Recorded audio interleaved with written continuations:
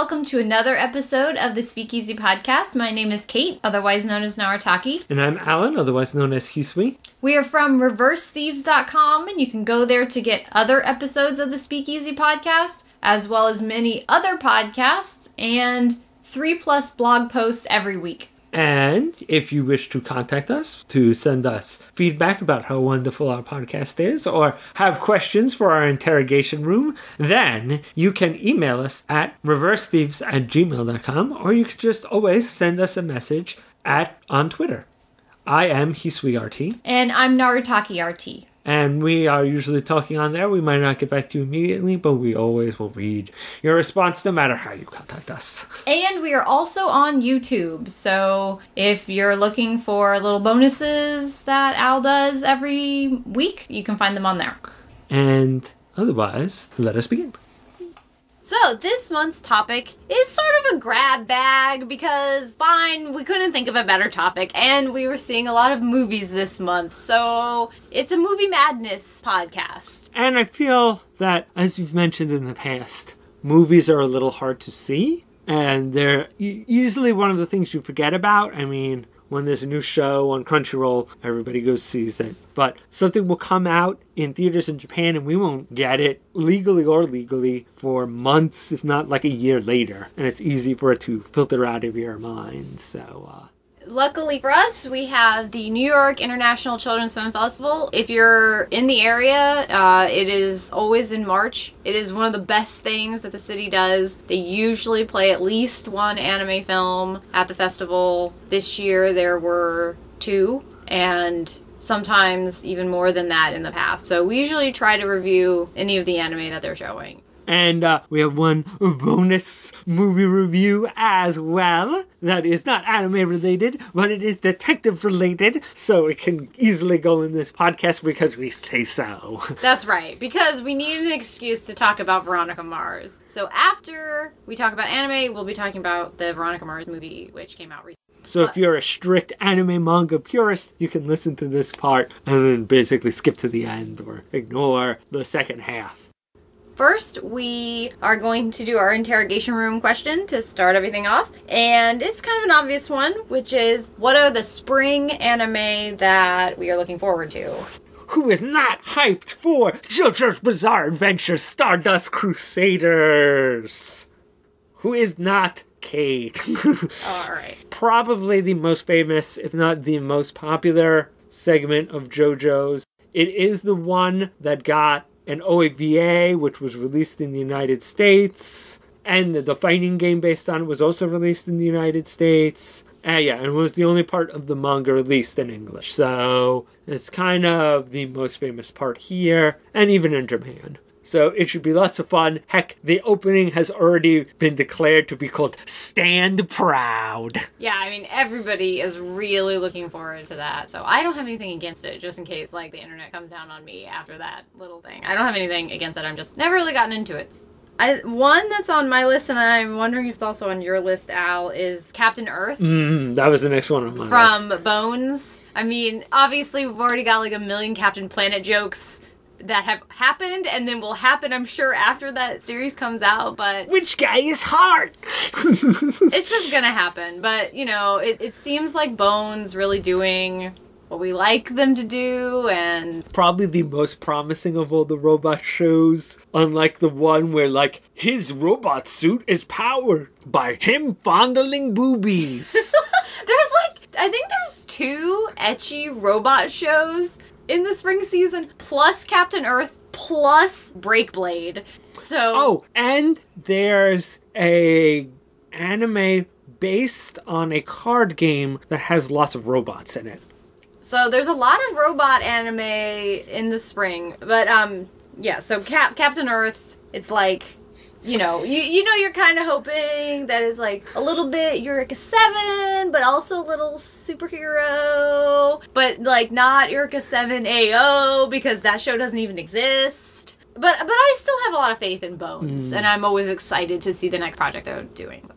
Yeah, and once again, it does not have robots fueled by molestation, so, always a plus.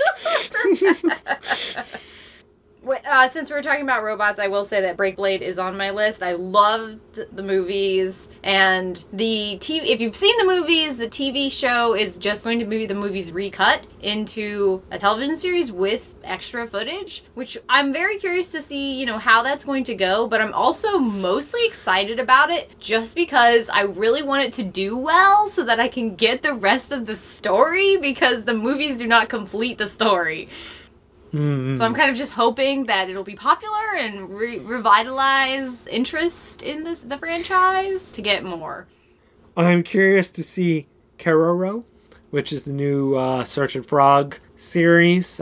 It's going to be flash animated, but Sergeant Frog doesn't need stunning graphics. It's a silly series about frogs trying to take over the Earth, and some of them are obsessed with Gundam models. I think that it has, from what I can tell, a new character, like a new lead and a new frog. They're still connected, and the Fujuki and Sergeant Frog are still running around on Earth, but I think it focuses on this new kid and basically the second wave of the invaders now that Sergeant Frog hasn't been doing much. The last one on my list is, I was trying to actually pick between the two sports shows. There's the volleyball show, which looks good. I'm not familiar with it, but it looks good. But I ended up picking Baby Steps because it's about tennis, and I love tennis, and I don't know anything about it, but I just know it's about tennis, and so I care. But is it going to have aim for the ace style cruelty by the coach to make I hope so. I don't know. But I love... tennis is the only sport that I follow in real life. So I'm really wanted a tennis anime. I don't know if this is going to be the best tennis anime or if I'm even going to like it, but I am really interested, and I'll probably give it more than its fair shot because I want to watch tennis anime. Some new tennis anime. I have two other shows that aren't as strong, but I'm just they could go. I feel like they really could go. I feel like my first three picks are pretty strong. I'm pretty sure they're going to be good. These, but one was, it's a bit of an unusual show. It's already licensed by Sentai right out of the gates. They're calling it 1 Week Friends. There's this girl, and she sees another girl in class who she doesn't seem to ever talk to anybody, and she doesn't have any friends. But she's like, oh, she seems nice, so I should, try to reach out to her and make friends with her. And at first the girl seems hesitant, and she eventually brings her out of her shell, and she finds out that because of some weirdness, the lonely girl forgets anybody that she's befriended once a week. And so she doesn't make friends anymore with anybody because people basically eventually get fed up with that and don't befriend her. So this girl vows to remake her friendship with her every week, so she'll have at least one friend. And that seems more like an interesting one-shot story. And the other one, and this is really my long shot, I'm vaguely curious about Black Bullet, the one where most of humanity is wiped out and there are only a few cities remaining and the magical defenders of the city. And I'm like, wow, that sounds really Attack on Titan-y. But I don't know. Once again, I'll be in the SWAT reviews. If it's horrible, we never watch past the first episode. But I'm like, there could be a good premise in this, but this equally could be horrible. We shall see. Alright, so we're going to take a quick break and then we'll be back to talk about Patema Inverted.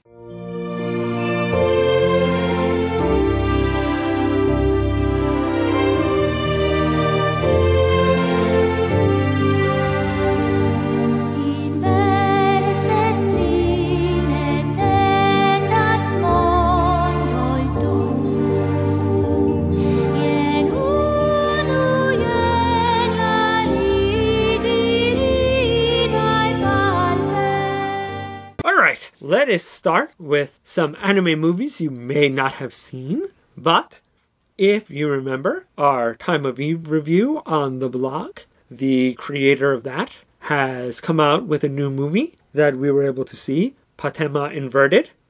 This is a film that's starting to make the film festival circuit. I know it's played in the UK a whole bunch, and I'm assuming that maybe this summer you're going to be seeing it at a lot of the conventions, hopefully. So hopefully people have a chance to see it, because unlike Time of Eve, which was streamed on Crunchyroll, which was so nice when it was originally coming out, Yasuhiro Yoshiro's new Patema Inverted is not being done that way, and I'm actually not sure why, because Al discovered after we had seen the film that it was actually an O&A just like Time of Eve. So it's kind of, I wish that we would have gotten it in the same manner.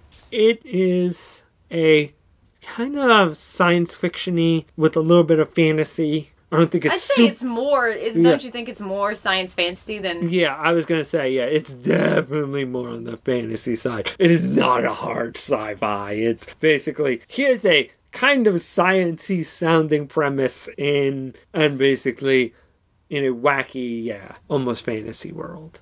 Yeah, I think it's sort of in the same vein as Time of Eve. He is playing with science fiction, but I think Time of Eve, even though it's very character-based, it's still more grounded a little bit than Patema Inverted. And that sounded like a pun or like some sort of joke I was making, because Patema Inverted is all about this world where the gravity changes. At the beginning of the film, you kind of see this almost disaster movie scenario. It's shown through kind of a gritty, like, camcorder-esque recording of all of these buildings suddenly, like, being sucked up into the sky. But it has that thing of, like, there's, like, just this ominous, like, someone's just taking a video of the skyline and looking at stuff, and there's just this growing feeling of dread till then you just start to hear commotion, and then you don't realize. It takes a while before you actually start seeing things,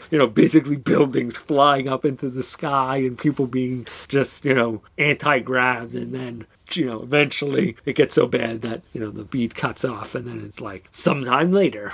And so we've come to discover very quickly at the beginning of the movie, after this time has passed, is that there are people who have had gravity inverted, and then there are people who have normal gravity also, but they're separated. And the people with the inverted gravity are living underground, and Patema is one of these inverts, and she's very adventurous, so she's been exploring kind of these old ruins, and not too shocking that she comes out and finds, an area that has regular gravity, and she sees the sky and it terrifies her.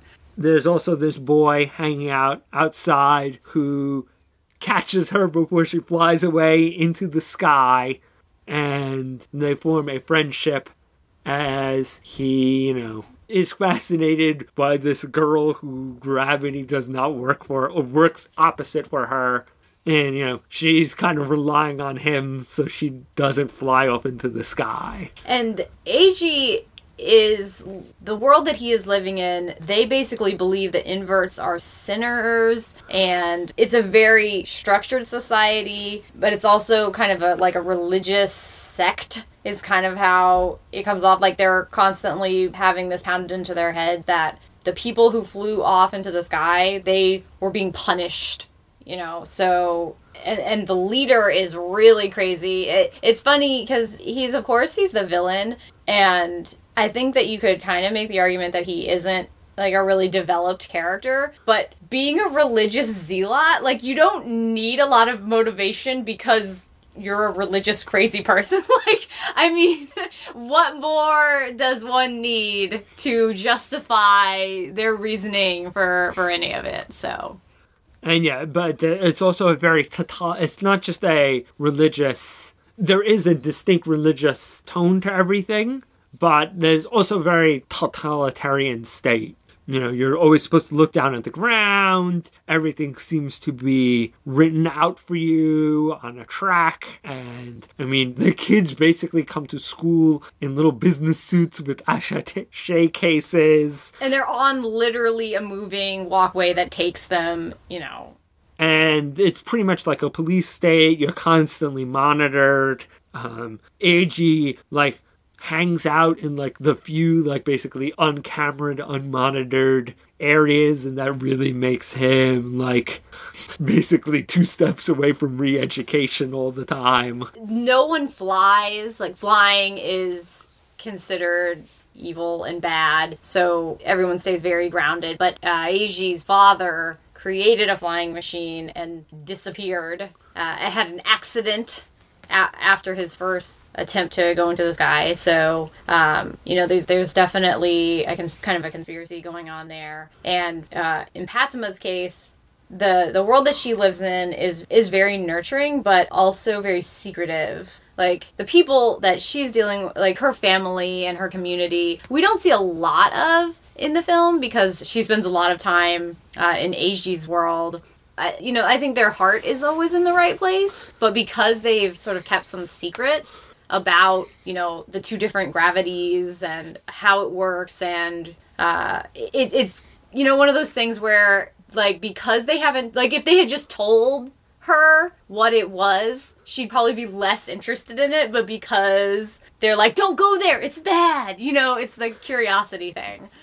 And yeah, it's very much like, here are all the rules that you constantly gotta follow, rebellious child. Okay!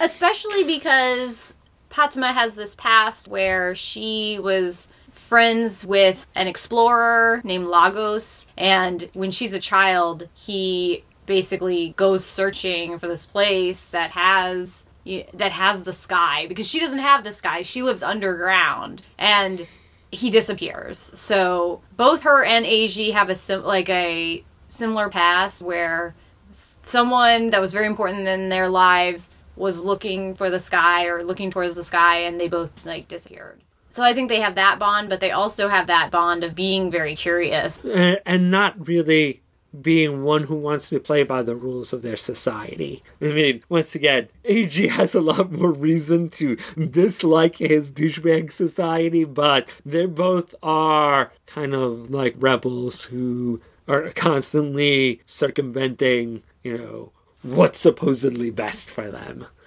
So one of the things that I loved about this movie was the depiction of gravity or reverse gravity. They got all of the little touches in the movie. It was so spectacular to behold. And for whatever reason, and clearly I'm not the only person because there's been other movies about this and other short films about people, like 2 groups of people and one with reverse gravity. But I love this concept. I really enjoy it. And I think Patema Inverted really picks up on what is visually so cool about the idea. But like, there were just so many nice touches in the movie. Like, at one point, Patema gets captured, and she's wearing these chains. But because the chains are from the not inverted gravity world, they make her arms go up instead of down. And, like, they're just, like, a lot of cool stuff like that they get right every time. Like, if something is from one world, it has the gravity of that world, even if it's not a person, or it's, like, a thing that was created in that world, so it has the gravity of that world. And the way that it's used throughout the movie is really neat. Plus, it really gives a dynamic for them to work together, because if they're together, they basically almost get like super powered in either world, but one of them would be in charge. So in the normal world, Eiji is in charge, but if he's holding on to Patema, he can basically jump like he was Superman in the original Superman comics and practically fly, but only just be jumping.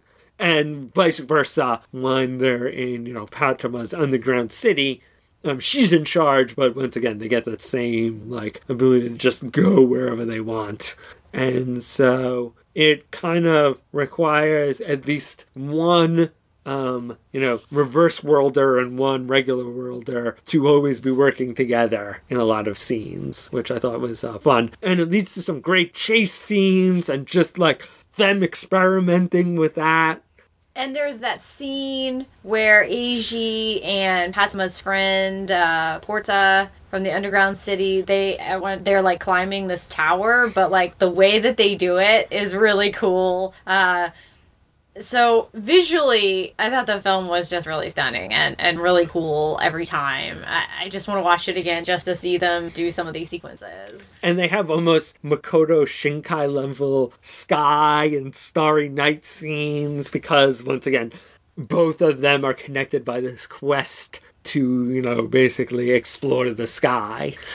And it's really cool to see Patema acclimating herself because she spends a lot of time in Eiji's world, and in his world the sky is the ground. So when she looks out a door while she's on the ceiling, there's how terrifying it looks, like this abyss, but and I thought they did a good job of creating that not terror, I didn't that sense feel of vertigo. I wasn't terrified, but just the immensity of what she was looking at as that. I'm looking down. I don't even want to look down. That's so scary. So I thought that was well done. As far as the story goes, I know you'll all be real surprised to hear that it turns into a bit of a romance. No. Shocker. But I liked it. I thought that it's kind of classic in what they did with it. Yeah, I don't think that they broke any new ground or anything, but I thought they did it very competently, so. Yeah, there's some nice adventure, some good comedy. You could definitely read some social commentary into it, which I think always, but you don't have to, but it's distinctly there. Especially Eiji's world could really be seen as in my opinion, as a criticism of, basically an overzealous need to have conformity, which is always, a stereotypical problem in Japan. This idea that, the nail that, sticks out gets hammered down. Because Eiji is definitely always the nail that sticks up. And they did, I don't think it was subtle at all, because, like we said, his society, not only is it totalitarian, but the religious aspects of it are just very fire and brimstone-esque. So, and there's especially that scene where he meets the head of Eiji's world because he has been cavorting with an invert. I thought that scene was pretty scary and had a lot of intensity to it. And apparently, the head of Eiji's world is, basically trying to seek out all the sinners that are still left on the earth. And he hasn't seen any inverts for a while, but he's like, I know they're still out there, and, I'm going to hunt down the remaining ones, and, basically fling them into the sky for judgment. I feel as though we don't get to know a lot more about Eiji's world, which I do. I think that the point of the story is more of a fantasy element, so I don't think that they've over-focused on his world. But I did have questions, especially because primarily we see it through the school. So there's a lot of kids there and not a lot of adults, but clearly there's a greater city, and theoretically many of these children have parents. And so I feel as though we don't know much more about the society, but I think we are supposed to infer from the way that the school is run that everything is. Well, I got the impression that Eiji's world, they basically considered them the last city on Earth, or on the planet, and that they were told that because there was clearly more world, but they were only allowed, Patema was only supposed to go in her little area. They were told that, even going outside of the boundaries of the city was forbidden, and that was basically the same as looking up at the sky, basically troublemaking thoughts that would get you whisked away.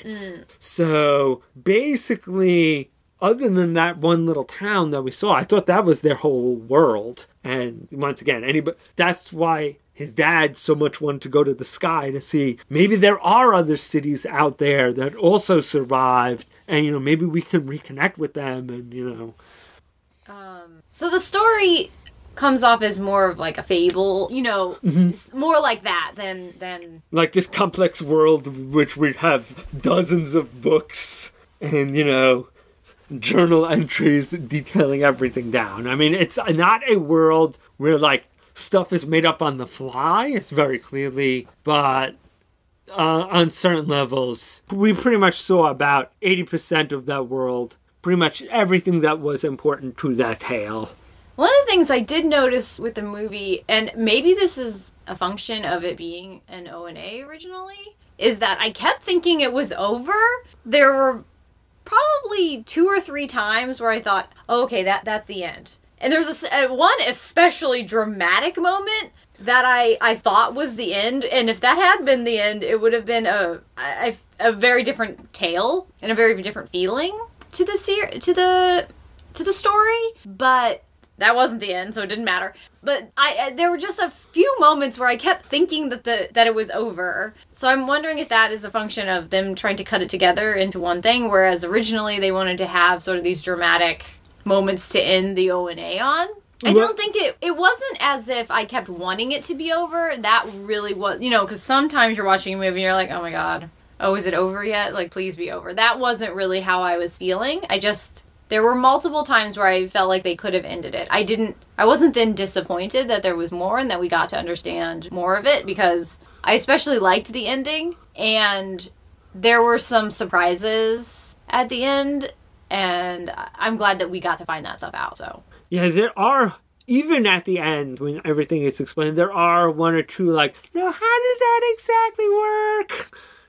Because I remember when we both left the film, we were like, wait, but what was X, Y, and Z here? Oh, yeah, that is a good question. You're right. I did have questions, and again, those were more worldy questions, so that's where I was kind of bringing up that thing about, well, it's probably more of a fable than, but that doesn't excuse anything. It was just... I don't think it ruined... No. It did not ruin anything about the movie. I thought it was really delightful and charming. But yeah, I know that certain people, it's going to stick in their 1 or 2 little things are going to stick in their craw that weren't explained enough. And if, you basically go and wonder, why didn't Gandalf give the ring, to himself and throw it in on an eagle? You're going to have a bad time. So, what did you like this? The same, better, less than Time of Eve? I'm going to give it to... Time of Eve's out of 5 Time of Eves? I'm like, what?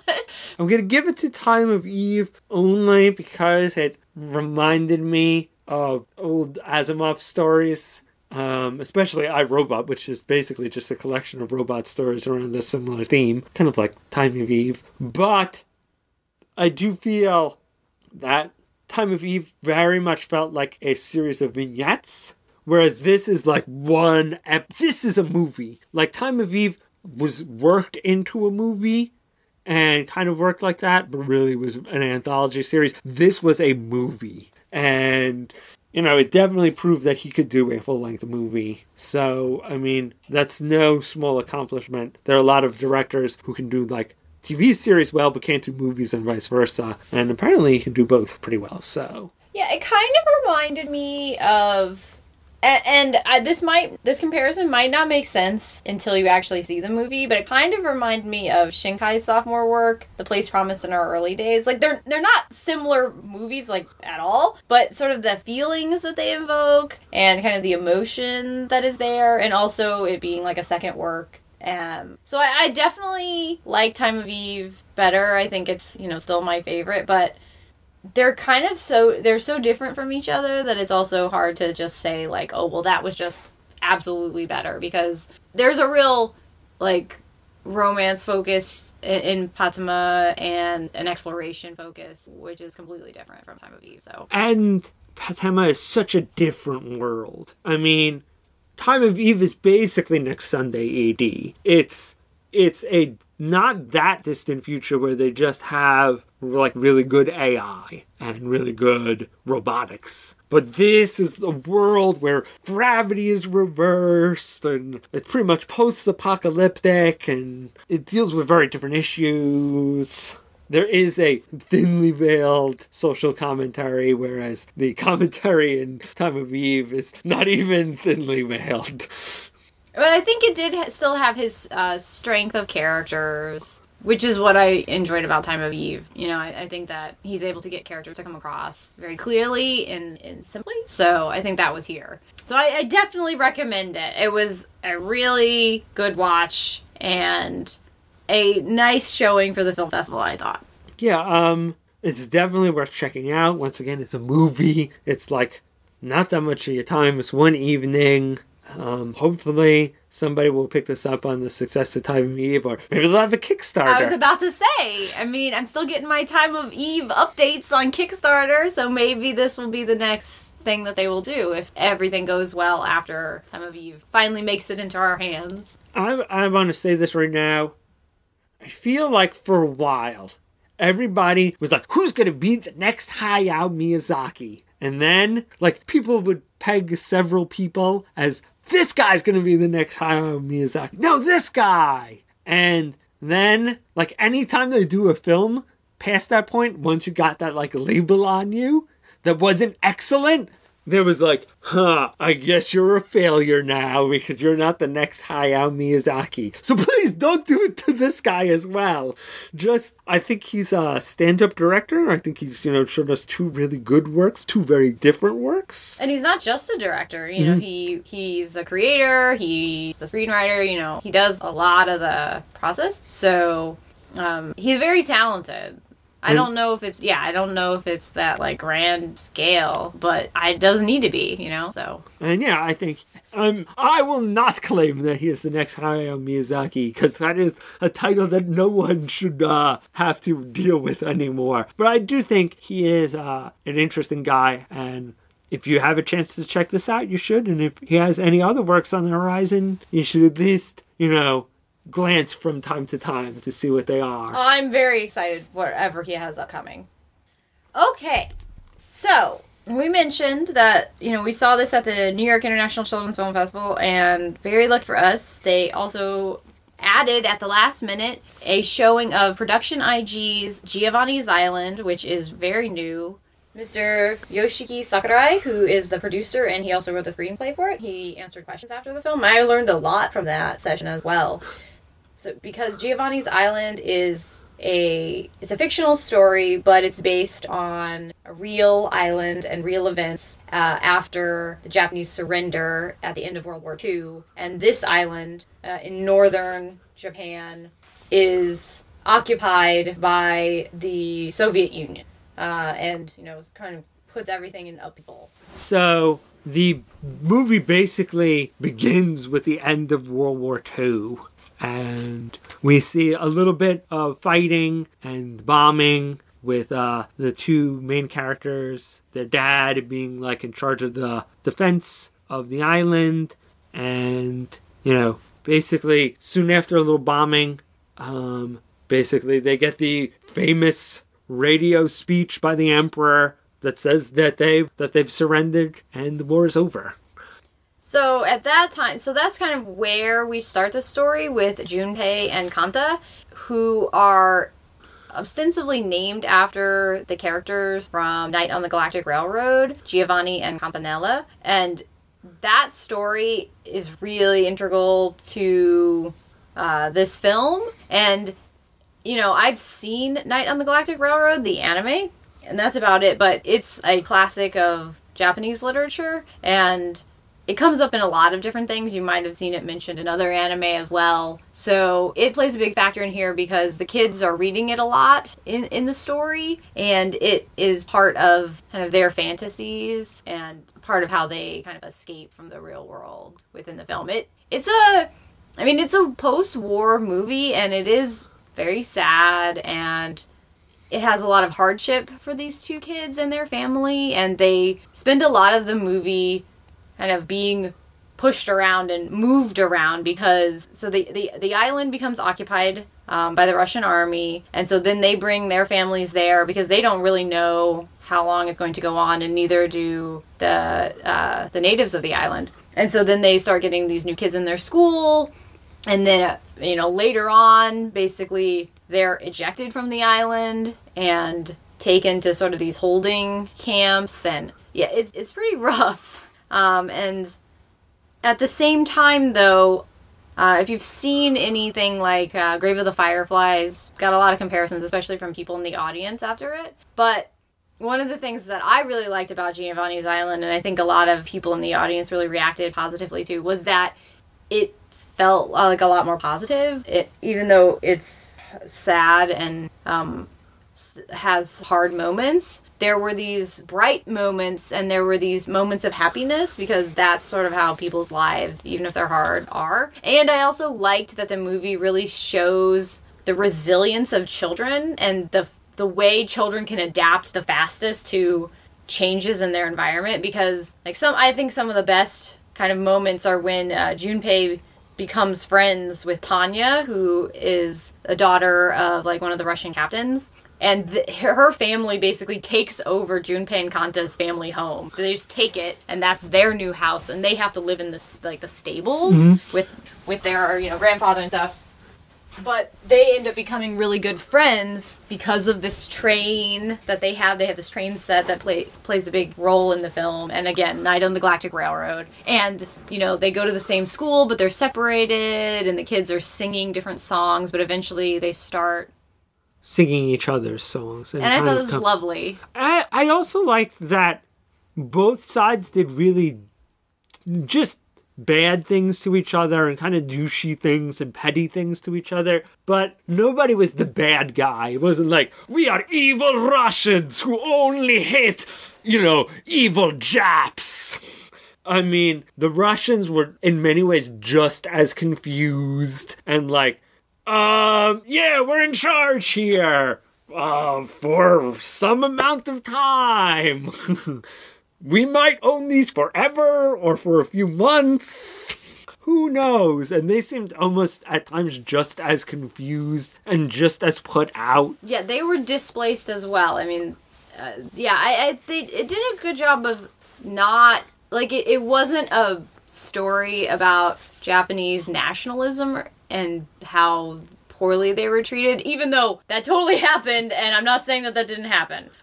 They don't whitewash what the bad things that happened to the Japanese people who were there, because that is what's going on. I mean, the northern territories are still a controversial topic in both Japan and Russia till today. Right, and even Mr. Sakurai was telling some amazing stories at the end about, how the film got made, because originally they were talking to one of the, there was this man who a lot of the film is based on his memories, because he was a young boy who lived on the island. And so they got a lot of the information about, what was life like there and what was going on from this man who was obviously quite an older gentleman at this point. And originally they wanted to make it into sort of a documentary to talk about this period in history. A live action documentary, but it came to production IG because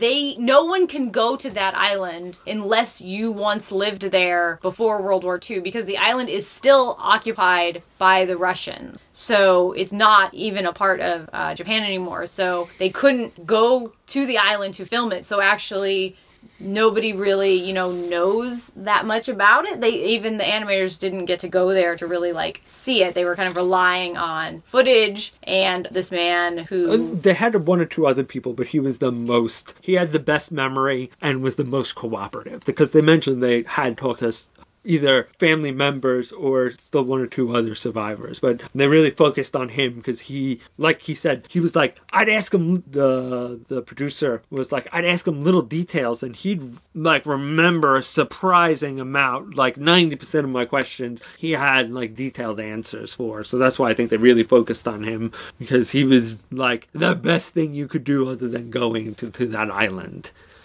So, yeah, there was just, such interesting information that came from hearing him talk about them making the film, which was a real treat. And I feel that really makes them being so even-handed about the whole film even more remarkable, because, like I said, there is still segments of the population on both sides who are really bitter about those islands. And it's super easy for them to basically basically play up poor Japanese evil Russians in the movie, but they didn't. And one other thing that I did note, which was very interesting, which would probably, I think, in other productions totally get left out, is they did mention several times the native Korean population of those islands. Because a lot of times, the native Koreans in Japan really are either downplayed or just outright ignored.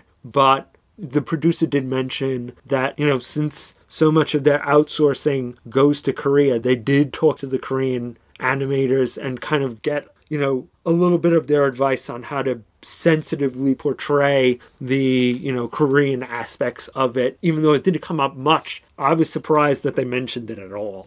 Yeah, especially late in the film, when Junpei and Kanta after they've left the island and they're searching through this frozen Russian area that they're sent to, because they were supposed to be sent back to their families in Japan, and they don't do that. And I was kind of confused. I mean, I'm not, as familiar with history, so I wasn't really sure why that occurred. I guess they were using them as like free labor, because they start working. They tell the people on the island, okay, well, we're sending you back to basically the mainland, and that's not where they go. And it takes them the rest of the movie to get back. Well, all the men were forced to work in the woods, but we don't see a lot of that because all the kids and women stay back at basically essentially the internment camp. So, I mean, if it had been an older cast of characters, we might have seen more of that working condition, but we really only see the results of that a few times in the movie, but we don't kind of see them having to work. But they mentioned that's what they were doing. After they decide to leave there and they go on a bit of a journey, they meet a Korean woman in a Korean family who is working for one of the camps, and, she mentions, oh, well, isn't that nice that they're going to send you home, because, They haven't even talked, at least they talk about returning the native Japanese back to Japan, any of the native Koreans. Yeah. So it does get brought up, and I thought it was interesting when the producer was talking about how they wanted to make it sort of an international film and have an international crew working on it, and so that you get a little more of the different perspectives. And he did say that he wanted them to portray, and it totally comes across, that the Russians were displaced on this island and it was weird for them. And I thought that they did a nice job of kind of showing that a war affects both sides, and that families on both sides are affected. There wasn't a caricature going on for anybody, which was nice. But it is a movie where a lot of people die. Bad things happen in this movie, and I thought it was funny, and I don't know if I should mention it or not. I feel like it's worth mentioning that the producer was like, no one in Japan seeing this movie would think certain characters would live through it based on their names. Because of Night on the Galactic Railroad, if you've never seen it, it's a movie kind of about imagination, but it's also about death. And so if you're named after one of the characters in that and from that story, well, you're probably not making it through to the end of whatever series you're in. Actually, and it was funny, the producer was like, well, no one in Japan would probably name their child directly after it, so they had to come up with a reasonable name that would sort of be like it, but not the same, because he's like, no one would do that. That would doom your child. And it's a movie that is sometimes hard to watch, but I think it comes across really beautiful, and I feel, especially the end, I feel like I always admire Grave of the Fireflies, but I can never enjoy it because it's just so relentlessly, everything is darkness. And these are the horrors of war. But I feel like this did the same thing, but there was here is your darkness soup. Oh, here's some light as well. Hope. Well, I think it was a light at the end of the tunnel. That I think it was really about human resilience, and that's so positive, and that's important. And like I said, the resilience of children, I thought that really came across very well. And that even hard lives or hard things that happen to you have these moments of laughter or something that like you can hold on to, hopefully. So the movie is not, you know, it's not a biographical, it's not a documentary, but at the same time it's sort of based very heavily on things that happened to actual people, kind of like an amalgamation of stories that that people had told them about this, what had happened to the people on this island. And the girl Tanya is based on, you know, like somebody. They don't know who, they don't like know really anything about her, so she's pretty much completely made up, but like it was like there was a little Russian girl and I remember her, and that was like pretty much it, you know. So but and one of them was named Tanya. But this is not Tanya, the biography. The actual Tanya would probably be like, I don't know who that girl is, not me.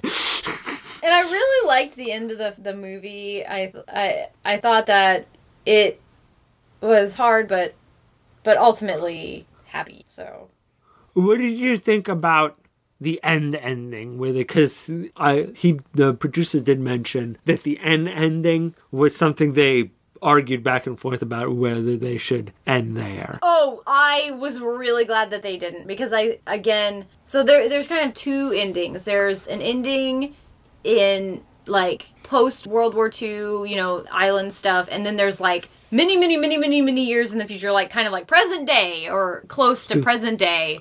There's like a little like epilogue, I guess you could say. And I'm really glad that they had that, because I think without it, it would lose what they were trying to do with like the hope and resilience. I think that really added to that feeling. Whereas if it had ended, you know, kind of when they're on their way back to Japan, I think that would have removed some of that feeling that they were trying to create. I feel like it's almost like if you want it to be a bit darker, just end right there. But yeah, I like the kind of almost the full circleness of the epilogue.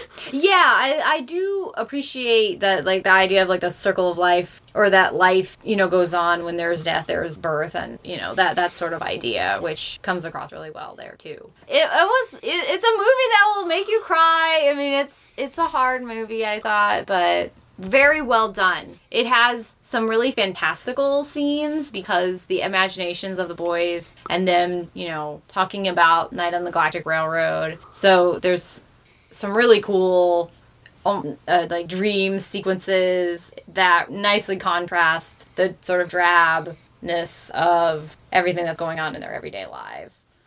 There's a little bit of comedy with the uncle, although he also has some dramatic moments, and he was definitely a complex character.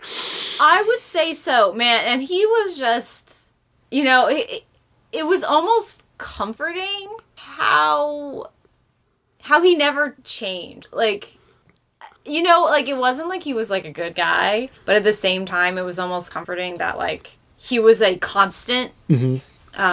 And it's interesting how that can be sort of positive in that sort of situation. Yeah, he was always doing his thing, for better or for worse. But it's almost like they needed it. I feel like that helped them function in a way, though, because it was a solid, like, okay, well, that's always going to happen, or he's always going to be there, or, you know, like, something about it had like a grounding effect.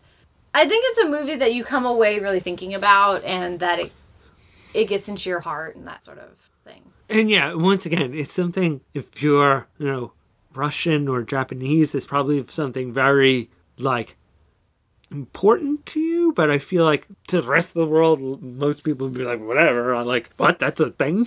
So I think it is an interesting amount of awareness on a topic that otherwise might just be overlooked by an international audience. I mean, I definitely didn't know that much about this piece of history, and made me, you know, more aware of it. And I think a good movie can do that. So I think you'll definitely come away with a better understanding of that part of, you know, the tapestry of the world, so to speak.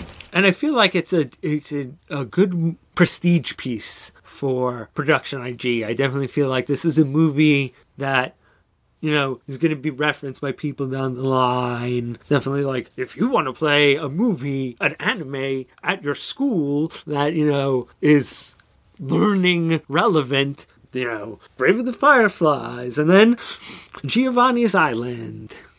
Which, I think every once in a while people feel that anime should not just be pumping out, Naruto movie 7, but something that is a little more, this is what anime can do kind of films.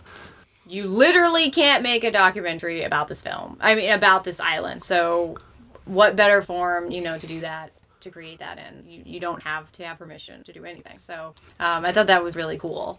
So, another highly recommended. Good job, New York International Children's Film Festival this year. Both the anime selections were top-notch. If I had to choose the one that I enjoyed more, it would be Patema Inverted, just because, once again, even though Giovanni's Island eventually had hope at the end, it is not like a, yay, Giovanni's Island! Yeah, I mean, it's a moving story. It's a well-told story, but of course it's hard. It's a hard one, so it was very great. It was great film, but of course Patema is the more happy and fun, and you feel like things are all gonna be okay. So, but yeah, they're definitely both films that hopefully get picked up for American release, either by Kickstarter or by a studio, one of our companies translating them. But if you have a chance to see them, go do so. They're both worth your time. Absolutely. All right, so we're going to take a quick break, and this is the end of the anime portion of the podcast. After the break, we're going to answer our food for thought, which I'll tell you in a second, and talk about the Veronica Mars movie. So, food for thought is, hey, since we're talking about movies and an American movie next thing, what movies in general are you looking forward to for the rest of 2014? All right, so we're going to take a quick break. A long time ago, we used to be friends, but I haven't thought of you lately at all. Okay, we are back. So, food for thought before the break was what 2014 movies are you looking forward to? Yeah, you start, Al. I always make you start. I'm not gonna steal one of yours. How do you even know? Do you want me to No, fine, whatever. Just go. Because I can steal one of yours. No, you're not gonna steal one of mine. I only have 3.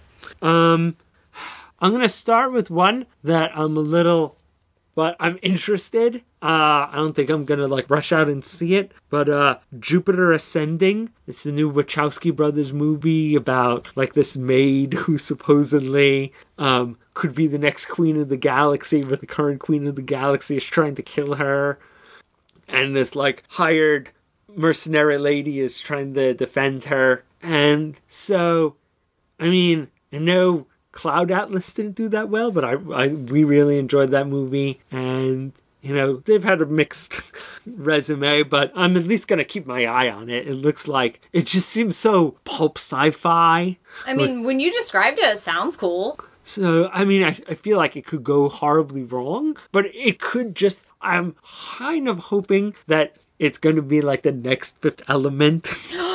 Don't even. Because, I mean, the Wachowskis could do that crazy kind of world, and it does just seem like that, insane pulp space opera that I'm hesitantly interested in it. I'm probably going to wait till, basically people that I trust in their reviews, but it just has this potential, so I have my eye on it.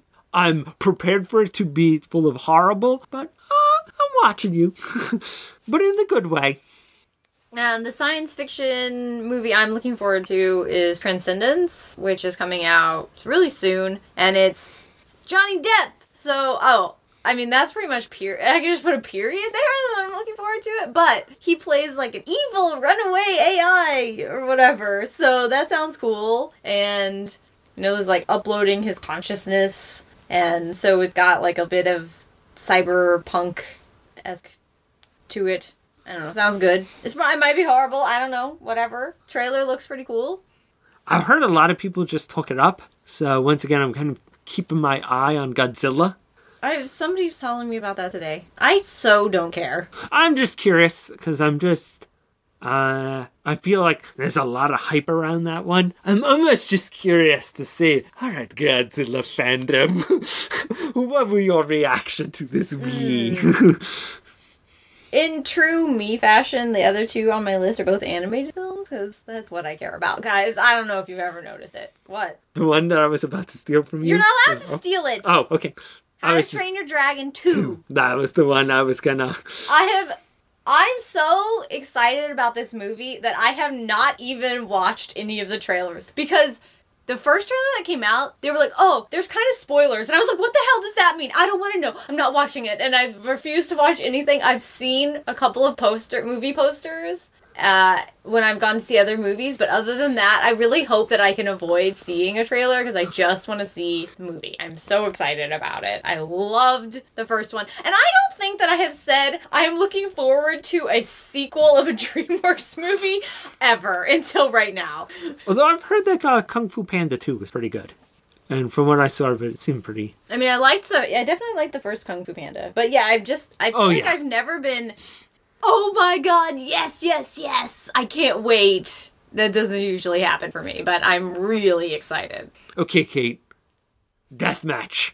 What are you more excited for? Incredibles 2 or How to Train Your Dragon 2? Or don't make me choose between my children. Okay, Incredibles 2, probably. I've waited longer. It's like the Veronica Mars wait. It was like, oh my god, this is never going to happen. I'm never going to get this, even though we really want it, yada, yada, yada, yada, yada. So it's like, I feel as though I've waited longer. No, that's fair. Because, like, How to Train Your Dragon 2 was pretty much, like, announced instantly after that movie was over. So... I'm interested in Box Trolls. What? You just steal her! You stealer! Okay, how about I pick a different animated one then? Yes! Big Hero 6? Oh, yeah. I mean, it's like, the big Disney movie coming out. It's the first Disney Marvel combo movie, animated. Set in Japan, really. San Francisco, or whatever it's called. Sorry. It's like... I love saying it, even though I probably just said it wrong. It was a cool name. So, and what little we've seen seems interesting. I mean, once again, we could have the mother big reveal and like, wow, this thing's going to be a stinker. But I don't really pay attention that much to movies, so everything I've seen so far makes me interested in Big Hero 6, so... Yeah, the only thing I've seen are like kind of scene shots, like of the city, which look awesome. But yeah, anything as far as how they're adapting that property, we don't really know yet, but it seems cool.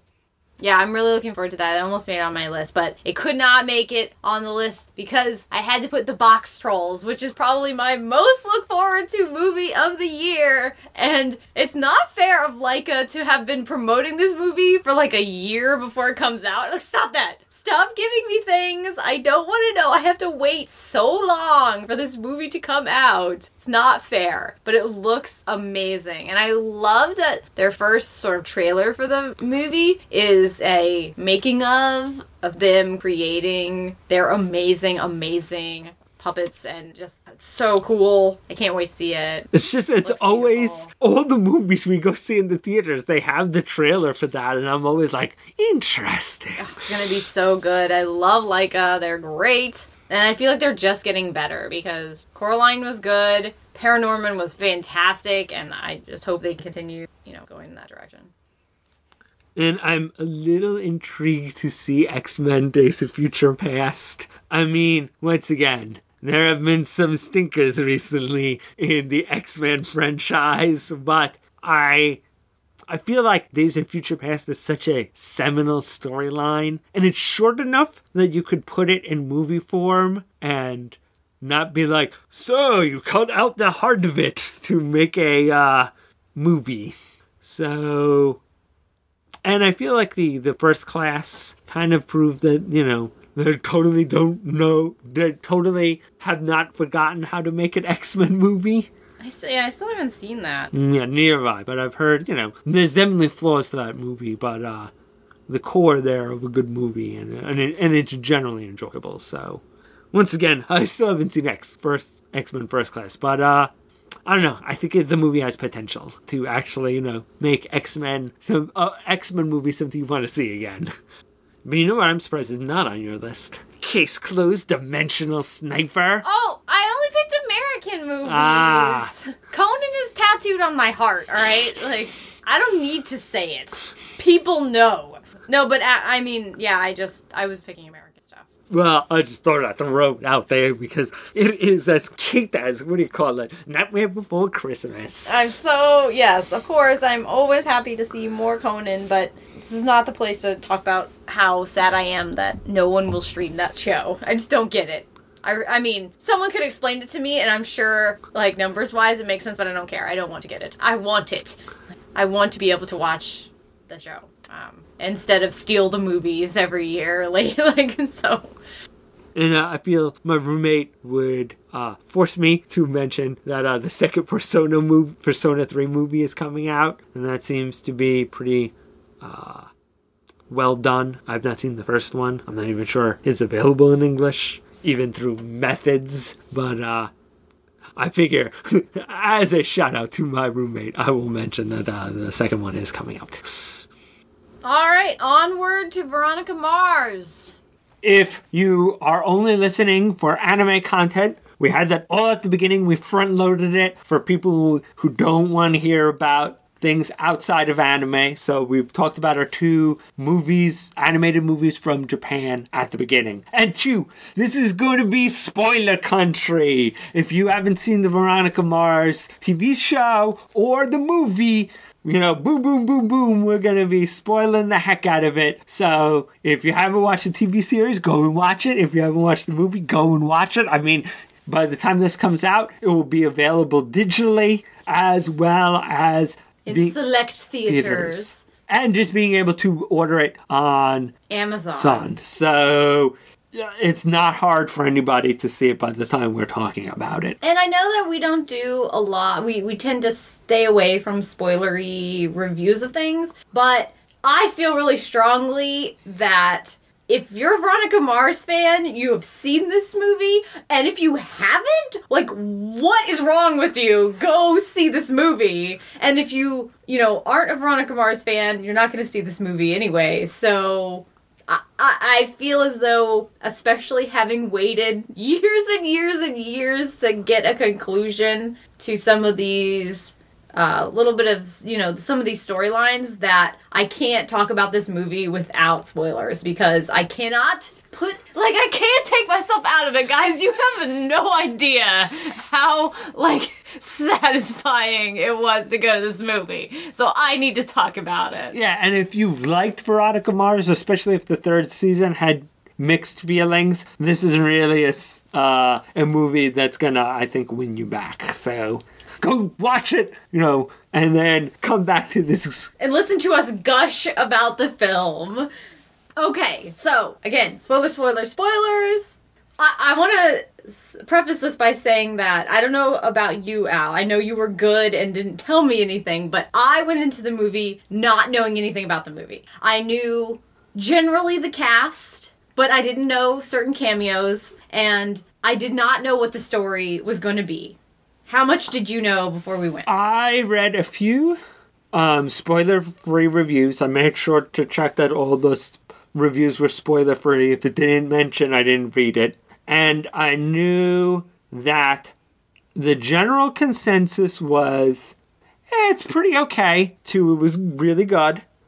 Fans will like it, was the either said, fans will like it, with, yeah, thumbs up. Or, I guess fans will like it. It was okay, but, fanboys and fangirls will like it. That was the general consensus. Most people thought that the mystery was weak, that they really focused on the love triangle, that there were a lot of unexpected...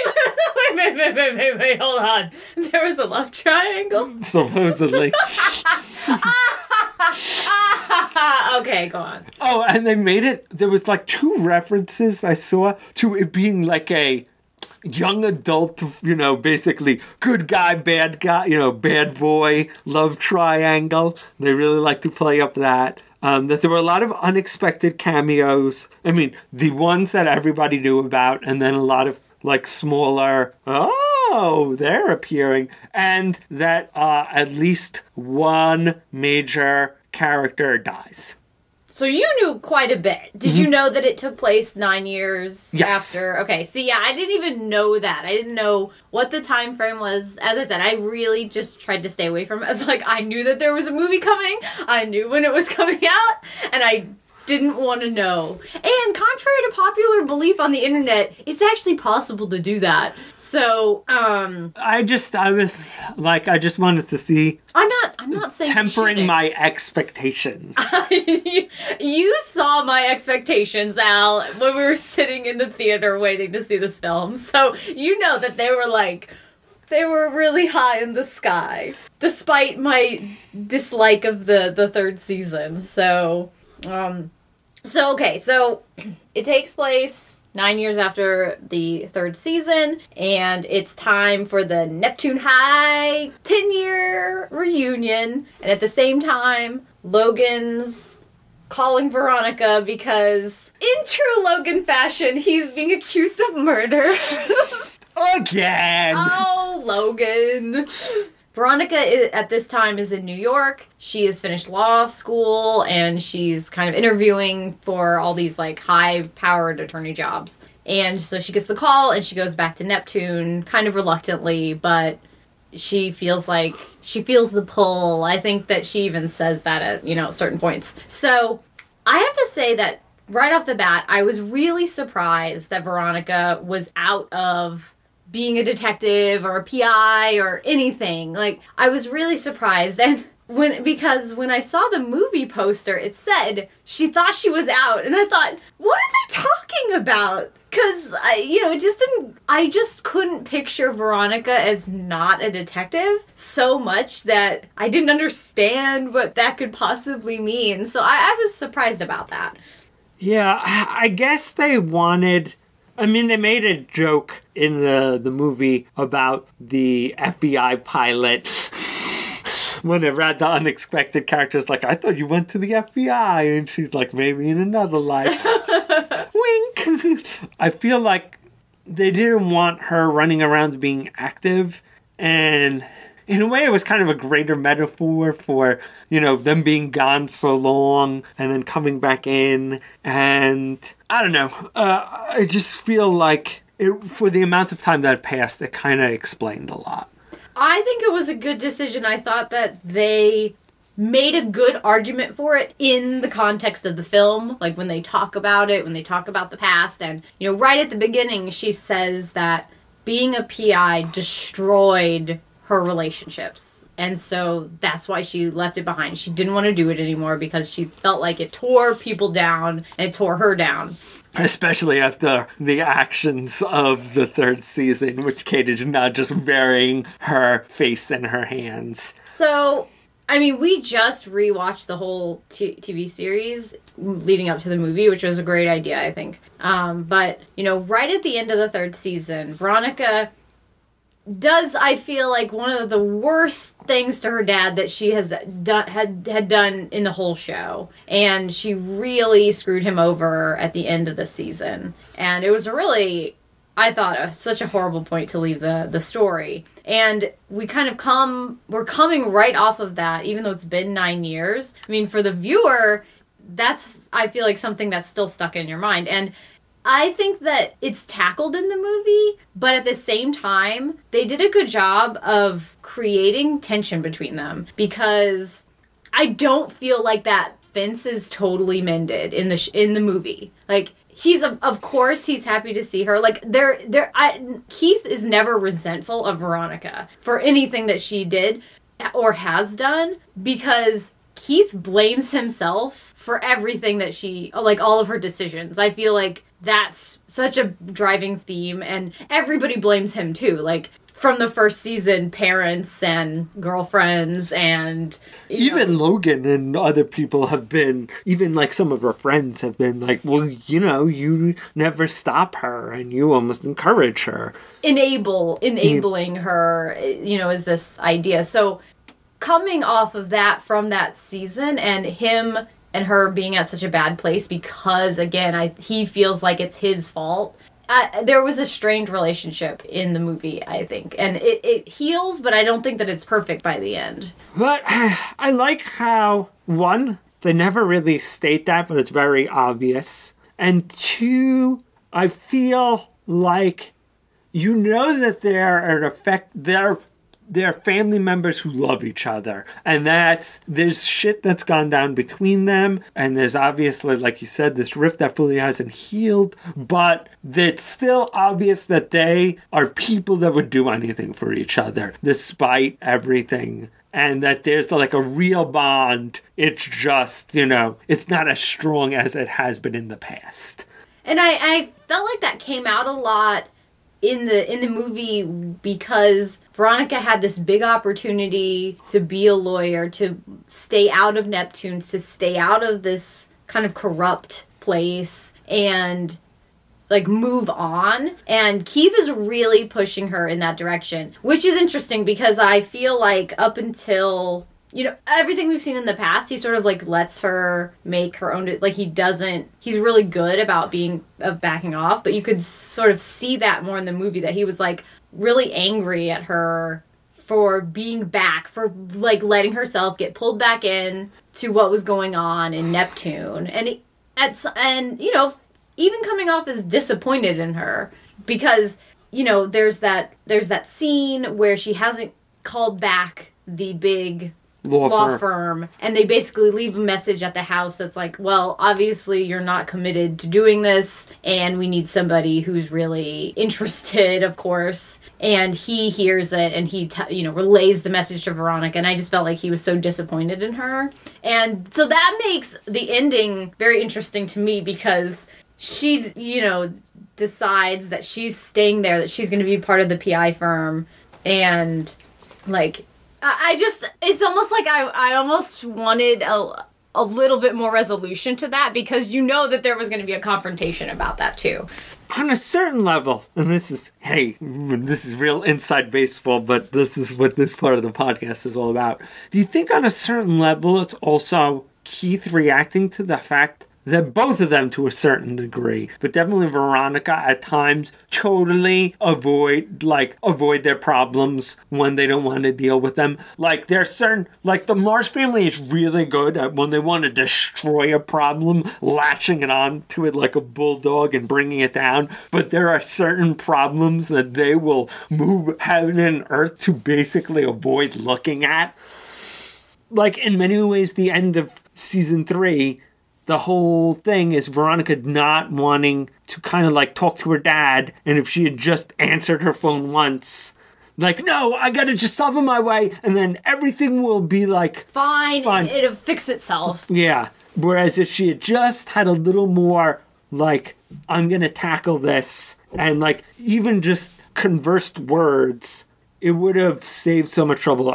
And once again, I don't think he was like all the way back to that incident, but I feel like maybe that is partially part of the anger of this. Like, it's not that it's not fully that you're ditching the job to, help Logan. It's that you didn't even pick up and answer their repeated calls. You basically just like, I'm not going to think about that problem. I'm going to just put it to the side and avoid it.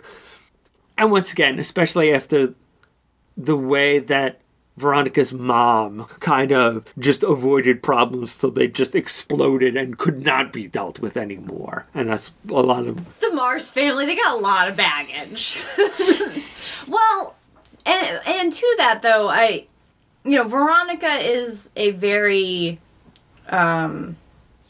she internalizes things, and she's just very angry. And I think, as a Veronica Mars fan, that's something that you appreciate about her, that you understand about her, is that in the TV series, she's like really angry. But I felt a lot of maturity for her. I mean, thank God, right? 9 years.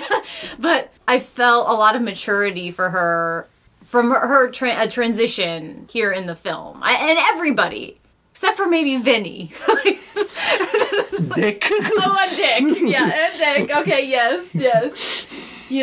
The main players, otherwise, I felt like there was like a lot of maturity, but I didn't feel as though Veronica was that angry girl anymore. But at the same time, I don't think that she lost any of the qualities that we liked about her, but she didn't seem, that, like, chip on her shoulder person anymore. Or at least she'd learned how to deal with it as opposed to trying to smash anybody who got in her way with it. She was just so good, though, because one of the things I really felt at the end of the movie when she decides to come back to Neptune, to be a PI, to join the firm, and kind of the idea of, like, cleaning up that town, There's a new sheriff in town. But I felt, like, so satisfied with her arc, just in the film, let alone the television series, because we learn at the beginning that Veronica has basically left Neptune and not been back since the incident at the end of the third season where she just messes everything up. She seems to be in contact with one or, obviously she's still talking to her dad, she's still talking to Wallace and Mac. Not, like every day, hey girlfriend, but... she has not cut ties with them. But she has been all over the country, elsewhere, and as we mentioned, she's in New York. She has all these opportunities, and at the end of the movie, she decides that she doesn't want that. She wants to be a PI. She wants to come back to Neptune. And what I really liked about that is one of the problems for Veronica in the television series is that she feels trapped in Neptune. She really, like, in the second season, it was all about, like, getting that scholarship and getting out of there and never, like the Springsteen song. Yeah. And so she really didn't want to be there anymore. And so, when that didn't happen, and then, that things changed over the course of the third season, and then we learned she leaves. She does leave eventually. But I think it was really important that she left, because that makes her decision to be a PI and to be in Neptune a active decision on her part. This is what I wanted for her, is that of course you as a Veronica Mars fan, of course you want her to be a fucking PI. Like, hello, that's what we're in for, But at the same time, you care about Veronica, and I wanted her to make the decision, I didn't want her to be trapped in Neptune and feel like, well, this is what I've been left with. This is what I have to do. This is what my life is. And like some sort of fate contract. What I wanted for her, which is what we got, was that she left. She did other things. She had other opportunities. But then she is able to really decide for herself, no, this is what I want. I do want to be back here. I want to be with these people. I want to be a PI because that is who I am. I wanted her to, like, realize that about herself. So I thought that was really satisfying. And of course, like, Piz is in New York, and who the fuck cares? Goodbye. Man, that was so good. Although they had to start the movie with them, like, being together or whatever. Man, for a little bit, I'm like... they're probably not. But, as this movie goes on, are they just going to have them stick together? I was thinking the same thing, Al.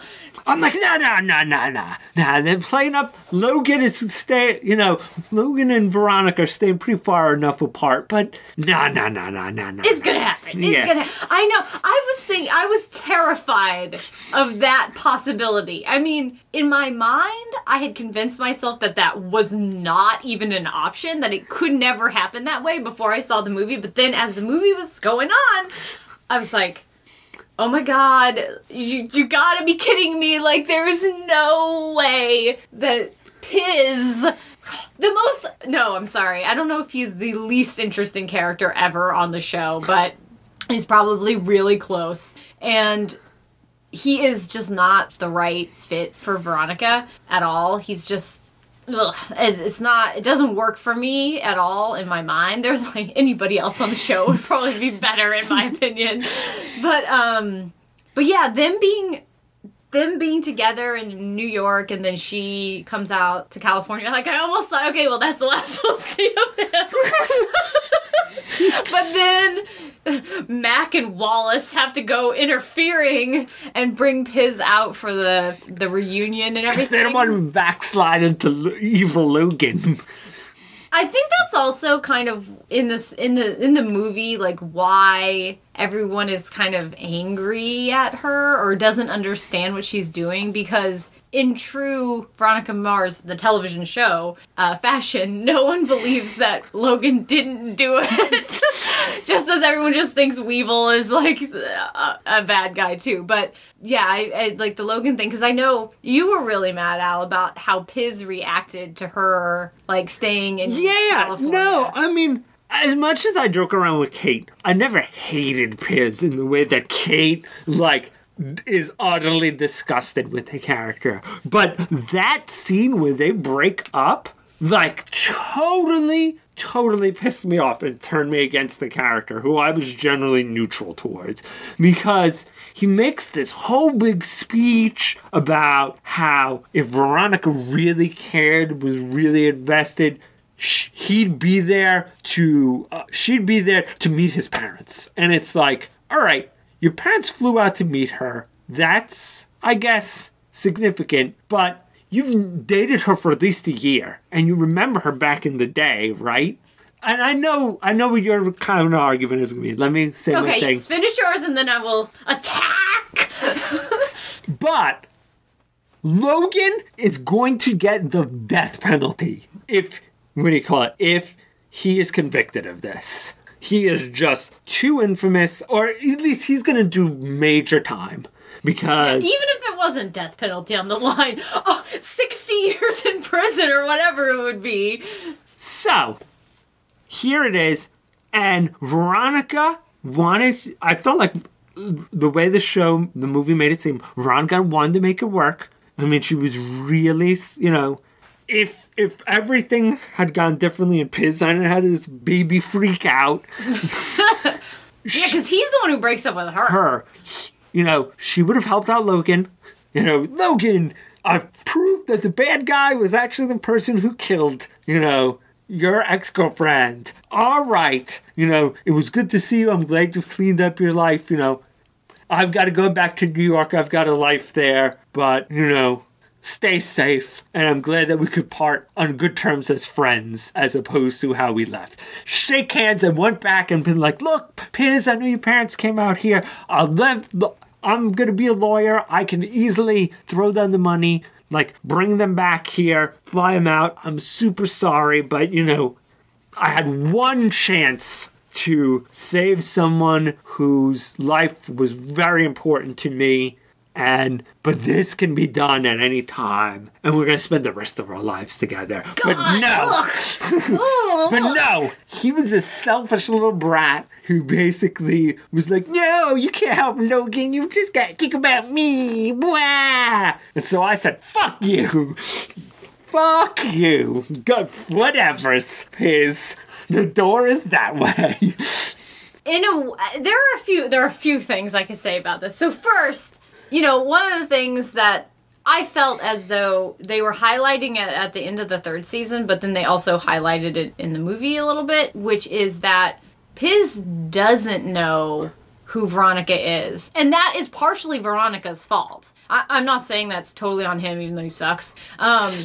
But like Veronica, as I mentioned before, she's like she internalizes things, and she doesn't share about her life. Like, she doesn't talk about herself a lot. So Piz comes in to her life when she's in a very different place, whereas everybody else has known her and knows what she's been through in high school and Lily's murder and the bus crash, the bus explosion and everything. And I just feel like he was not a part of that. And not only was he not a part of that, but I don't feel like Veronica is really forthcoming with that sort of stuff because it's traumatizing and, she's angry and she doesn't want to think about it. And so Piz doesn't know who she is. And I don't feel like he ever... I feel as though he's always been like the rose-colored glasses about her. That is really frustrating and I don't like that about him. And even in the third season with a lot of the mysteries, how much does he get involved in the rape case, in the Dean's murder, or even in, the sex tape thing? I mean, even when he's involved with the tape, how much does he know about what she was doing behind the scenes?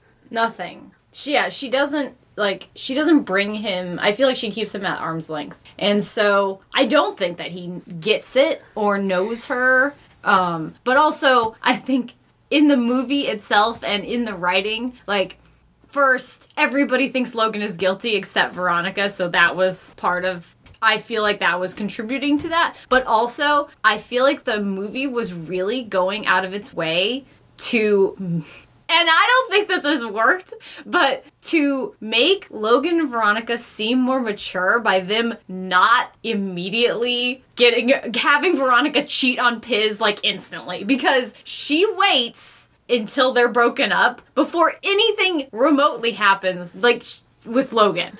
Like, she's not, and I don't feel like she was tempted, you know, like, I feel like she was really mature about it, like, from the moment that she got there, and so they wanted to keep that maturity up by having Piz break up with her to free her up to do that, because I think that I feel like they didn't want her to cheat on him.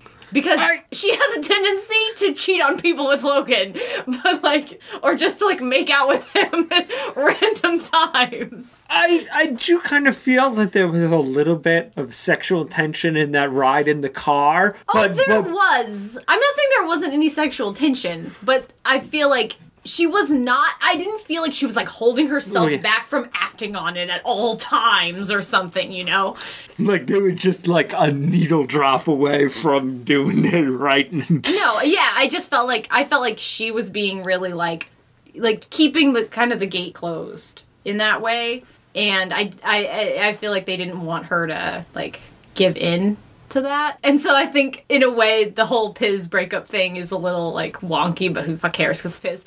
Like that's pretty much my reasoning. Well, you know, like, do you feel like on a certain level, to bring back in the TV series, that it's kind of reverse Parker, that like, you know, not it's always about Veronica, it's always about Logan, that basically Logan is this ideal that he can't live up to. And once again, why? When they're having that perfectly innocent conversation outside the 10th reunion, like Wallace is like, you know, or was it Mac? Well, it was one of them. It was either Wallace or Mac, or like away from each other to Logan and Veronica, and they're like, oh, we're like discussing a case. It could not be like, you guys were standing a little too close to each other. Good. I mean, you know, Logan... Because also, that part where when they get into the fight in the reunion, and Logan's like, hey, thanks for, you know, joining in the fight, Piz. You know, I'm glad you had her back. Piz just has this, like, look and this feel of, like, whatever, Logan, Mr. Always, what do you call it? I'm the White Knight, and I'm Mr. Pacifist. I don't, you know, I mean... Piz did bring it up at the beginning of the movie when Veronica's like, I'm going out to help Logan. It'll just be a few days. And he's like, you know, I still have bone fragments floating around in, like, my retina or whatever it is from that amazing beatdown at the end of season 3. So, I mean, I can't really blame Piz for not liking Logan. But I feel like it's not just dislike. It's kind of a distinct... inferiority complex. And like in naturally. So in a way, when she stays to, you know, make sure that he doesn't get the chair, it kind of, I feel, brings that to the forefront of, like, you know, once again, in his mind, the equal thing of me and my parents, I'll never be equal to saving Logan's life. Was. Yeah. Yes. But, okay, so we started talking about the Logan-Veronica relationship, but, like, let's talk about Logan. So, we were discussing, you know, after the movie that Logan, if you really look at the whole TV series and the movie, he has, like, the biggest change in character. His character arc is really good. But he is so different from the first episode to the movie. And when we first meet him, oh my God, thank you, Rob Thomas, whoever made that freaking decision. So the first time we see him, really, except for like in like the tabloid like photographs or whatever, is like he shows up at the airport to pick up Veronica in full dress uniform. Oh my God. I was like, goo, like, melts into a pile of goo. Like, are you kidding me?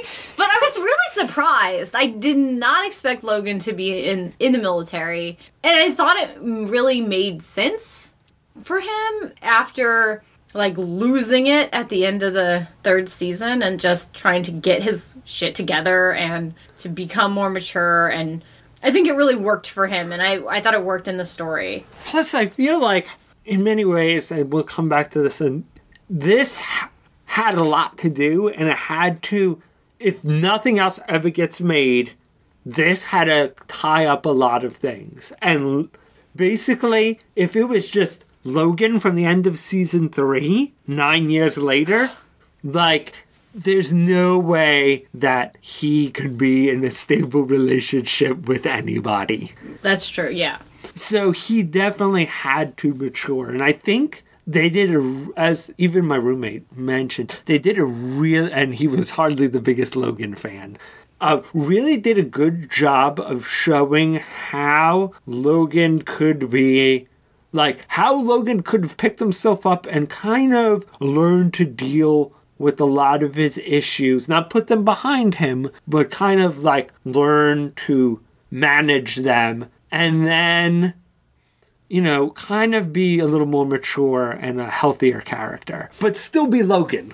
Yes, that was really important. I felt like it was the same. They really nailed it with Veronica. You know, she wasn't the angry girl anymore, but she was still Veronica. And Logan was not the angry guy anymore, but he was still Logan, and he still punched people, and it was just like, that is really important. He just didn't punch them for no reason. He only punched people for noble reasons this time. Well, I feel as though in the third season, that's who he is trying to be, but he's like way too violent. Like, he's still so volatile, whereas in here, you know, it's almost like a very concentrated thing, because yes, if it involves Veronica, he's gonna punch you in the face if you did something to her. That's just Logan. Yes. But from the minute we meet him again, he just feels like a more stand-up guy. He feels so much more together. Even though he's in the situation that we've seen him in before, you know, everybody thinks that I murdered this person and I lead a charmed life, and, you know, it really isn't anything that it's cracked up to be. But he also doesn't have, like, the chip on his shoulder. He's like, he's not living in the Neptune Grand anymore. He's like an adult. And even his relationship with, you know, pop star Carrie Bishop is, you know, like how he was the one trying to, you know, help her with her demons. That's right. He says that he was almost like a sober companion or whatever for her. Yeah. And you just don't really think of Logan as being rock of support. Yeah. Yeah. Because even think about season 3 when, like, every once in a while when Dick would almost be like, maybe I am a horrible person and, you know, need help from somebody. And Logan would be like, want to help, not sure how. Let's go surf. I mean, I think he still did help, but yeah. But I feel like the seeds are there. It's just that now we see that, like, what he could become, and he really does become that person. And I also like that. I also really like that he saves her dad in this, and he doesn't save her. Yes. He doesn't save Veronica, but he does save Mr. Mars, which I really liked. Which, yeah, because I feel like a lot of times, like, it was like Veronica would get, like, a good shot on the villain, and then, like, oh no, our girl's in troubles. And then basically either her dad or Logan would basically have to do some fisticuffs to save her. But this was, in the end, big. The killer has been revealed and is going after Veronica. Veronica done save herself. Although I was thinking about, did she get that cat killed? No, because you see the cat run off.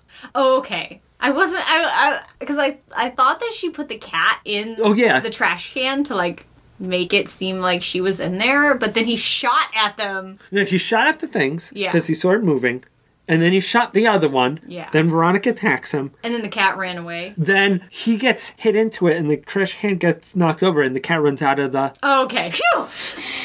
Veronica's not a cat killer, thank goodness. I mean, I would kind of understand if it was, like, my own life versus, like, a cat's life, but still. We'd have to have, like, you know, we'd not feel very proud of her for that one. So, But no, the cat was fine. Good. But yeah, I you know, in my own mind, you know, I admit to enjoying, like, a good rescue. You know, it's romantic, and it's really, I can't help it. I fully admit that it's so, like, anti-feminist of me to enjoy it, but I don't care. Every once in a while, at least. But I was really glad that he didn't. I thought that it was possible that he could, because Logan has a tendency to show up, he has that magical power of showing up at the right moment, you know? But in a way, thematically, it also worked, though, that Veronica saved herself, because one of the things in the television series to me was that, and actually in the Entertainment Weekly article, Kristen Bell puts it really well, is that, you know, in her mind, the fans really wanted Logan and Veronica to save each other. Like, that's why they were such a popular couple and people really liked them together, was because, like, you wanted them to be able to save each other. But in the movie shows that they saved themselves. Like, Veronica, in the series, like, she saves herself, not only, like, literally from the killer at the end, but, like, in the grander, you know, scheme of her life, like, she did the saving for herself, and Logan is the one who fixes his life apart from Veronica, and he saves himself, and then, because they have done that, then they can come back together. That's, like, I felt, like, really satisfied with that idea, and I thought it came through really well in the movie. I knew they would, but at the same time, like you said, Al, I was, like, getting a little worried. Yeah, I'm like, in the back of my head, it's like, no. We know how this is gonna end. But part of me, I get it. Part of me was a little like, oh no. Plus, I kind of shipped that, but to go home with Kate on the train from Manhattan, they kept Biz and Veronica together.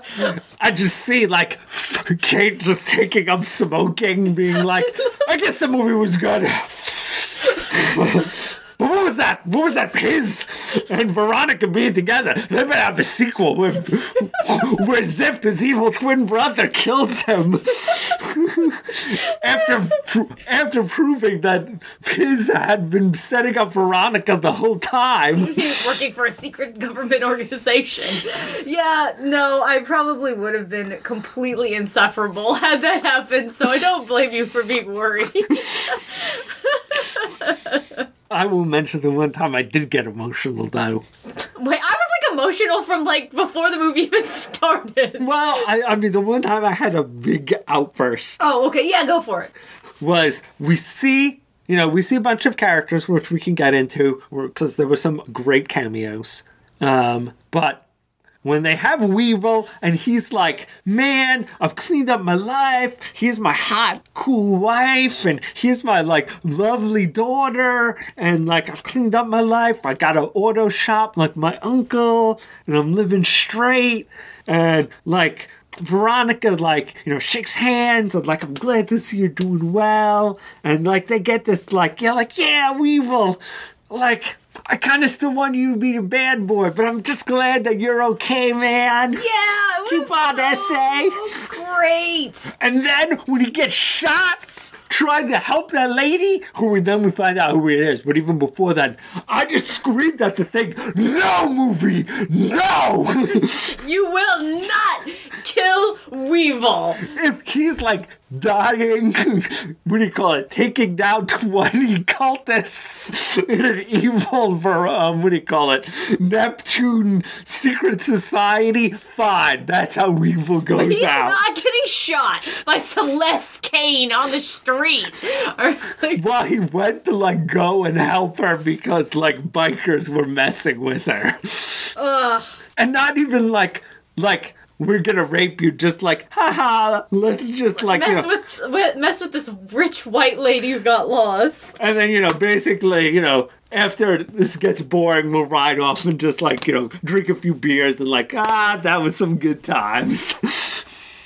I thought it was going to tie in. I thought it was going to somehow be related to the mystery of Carrie Bishop's death and what happened in her past. But actually, the Kane family didn't play really a role in the movie, which I was surprised about. I don't know if I would say I was disappointed, but I think it was kind of more to highlight, Don Lamb and his, just utter corruption. That's true, because they totally make it seem like Weevil tried to attack her, which was so ridiculous.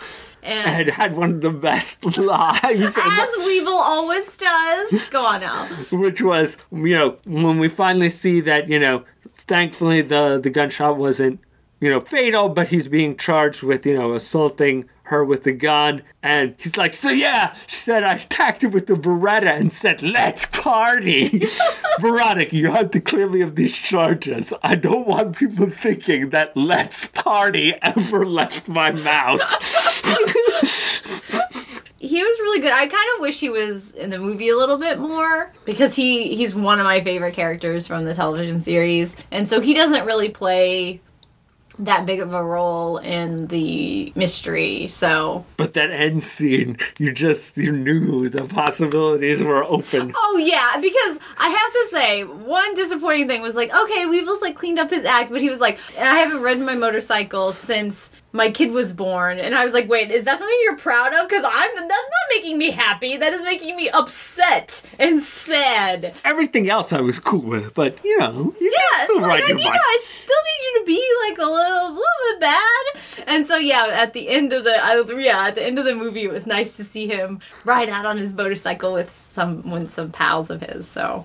Like, there were so many people in the movie. I was so surprised and pleased to see so many returning characters. I think one of the best cameos was definitely Leo. And surprisingly enough, in the theater, it got, like, the most reaction. Like, people were the most excited when Leo showed up. And I was glad, because I really liked Leo. Winks and nudges to fans of the show, because not only through the cameos, but through dialogue and references and stuff. But it wasn't like it flowed naturally. It never felt like wink at the camera, go back. It was just part of the normal repertoire of the show. Had the snappy dialogue. It was funny, but it just made a lot of references to things that we have seen before, or even in dramatic parts too, like Logan and Veronica's final sort of goodbye scene is a reprise of like his little monologue to her in the second season,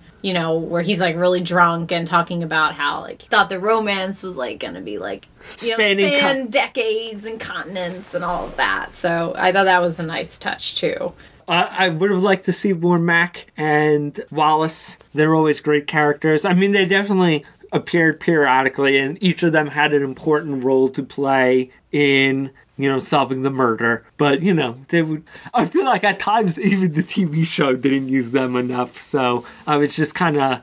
I was like, you guys are just so great. But how great was that Wallace now worked at Neptune High, and then Veronica calls him to get an old student file, and he's like, I'm a faculty member now. She says, well, then that'll make it easier, right? If we're going to do this. Now it's not even hard for you. Wow. Yes! We've really come all the way. Or how she cons Don Lamb's brother with the same sexy reporter story. Yeah. Oh, that was weird though, that like his brother being the sheriff. That was a weird bit, I thought. I think you put it best when you said that they realized what the original Lamb, what a great foil he was. He was. Because he wasn't totally evil, but he was so scummy that, like, they humanized him just enough so he wasn't mustachioed villain, and every once in a while you saw him kind of have a sense of justice or, like, him actually do something good. But most of the time, he was just lazy and corrupt and just horrible. He was just a perfect villain for the series, and yeah, when they killed him in the third season, really unceremoniously, and as far as I know, that was because the actor, was leaving, he was going on to do other things, but I think that they really lost something when they lost him. So it was like they were trying to recreate it, but they couldn't retcon, Lamb's death. Even though it seemed like they had already retconned it, because I thought Lamb died at the end of the second season in the plane explosion, but whatever. But yeah, so his brother being in there, it was odd, but he was even more corrupt, if that's, like, even possible. That was so crazy. But it really highlighted how far Neptune had fallen. I don't know. Neptune really came off, I felt like, in the movie as being really, like it had fallen really far. I don't know. I guess maybe that was because you weren't, like, Logan and, like, his friends weren't living in the 09er mansions anymore. Mm-hmm. So you didn't have, like, that big divide, but it just seemed like it had come low, so to speak. So, well, I mean, Logan was still living in, like, a gated community and the such. No, I thought that was his girlfriend. Right. Yeah, his girlfriend. But yeah, you're right. She was living in, like, a nice area. But I think also maybe that was just the budget. Like, they weren't, having a lot of, like, sets and all this, a lot of stuff took place in a few different locations. That was sort of like it. So that might have also just contributed to it. But Neptune needs Veronica, obviously, because that place is a real mess. It's a hellhole. So let's talk about the mystery, though. The death of Carrie Bishop. Who... Oh, that totally threw me off. So Carrie Bishop was, a character that we saw in the first couple seasons. But in the movie, she's played by some other person. So I didn't recognize her. I was like, I know the name. Why can't I picture her? And it was because it was a different person. But, yeah, I know a lot of people, like I said, I read a lot of spoiler reviews, and a lot of people complained that they thought the mystery was too simple. Which was funny, because a lot of people hadn't watched the original TV series, and they were like, man, this was not as good as any of the mysteries in the TV series. And, like, how do you know that?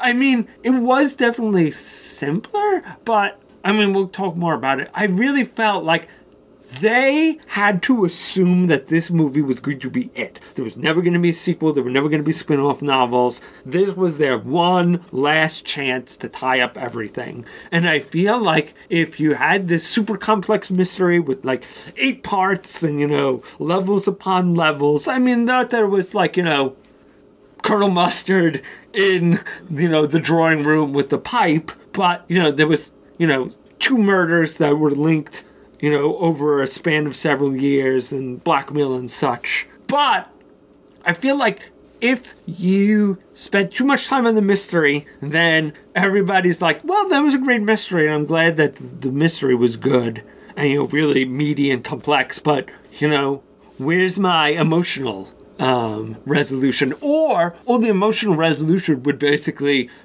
just be pulled out of the dark side of the moon and be like, well, I guess just because this had to be the last movie, those characters, had that amount of resolution. I mean, it felt unearned, but I guess it happened. Yeah, I think they were really trying to balance it, and I thought they actually struck a pretty good balance. I mean, I do feel like Veronica, to my mind, comes up with the answer a little too quickly. There's that moment where she's like, I know what happened. I felt like that was maybe, she was actually wrong. I mean, she wasn't totally wrong, but when she says that, she actually hadn't quite gotten it as it was, which was pretty typical for her. But I did feel like it was maybe a little too quick. But at the same time, I was going into this wanting more of an emotional and relationship resolution for her and her dad, her and Logan, her and her friends, her and herself, her and Neptune. Like, that was what I wanted. And in the television show, the big mysteries, the big complex mysteries took place over 20 episodes. The best ones really did. And then the Dean's murder, which was pretty good, but that takes place over like 6 or 8 episodes. So that's still a much longer period of time. So I feel like the single episode mysteries are not cool, not as crazy complex. Like, I feel like they were about as complex. This was in between. This was not the 20 episode Who Killed Lily Kane. It was more like murder mystery, but it also wasn't just like completely straightforward. To mention a third season mystery, it was a little bit more like when the guy on Wallace's team is accused of killing his dad, the coach. That kind of complexity of murder.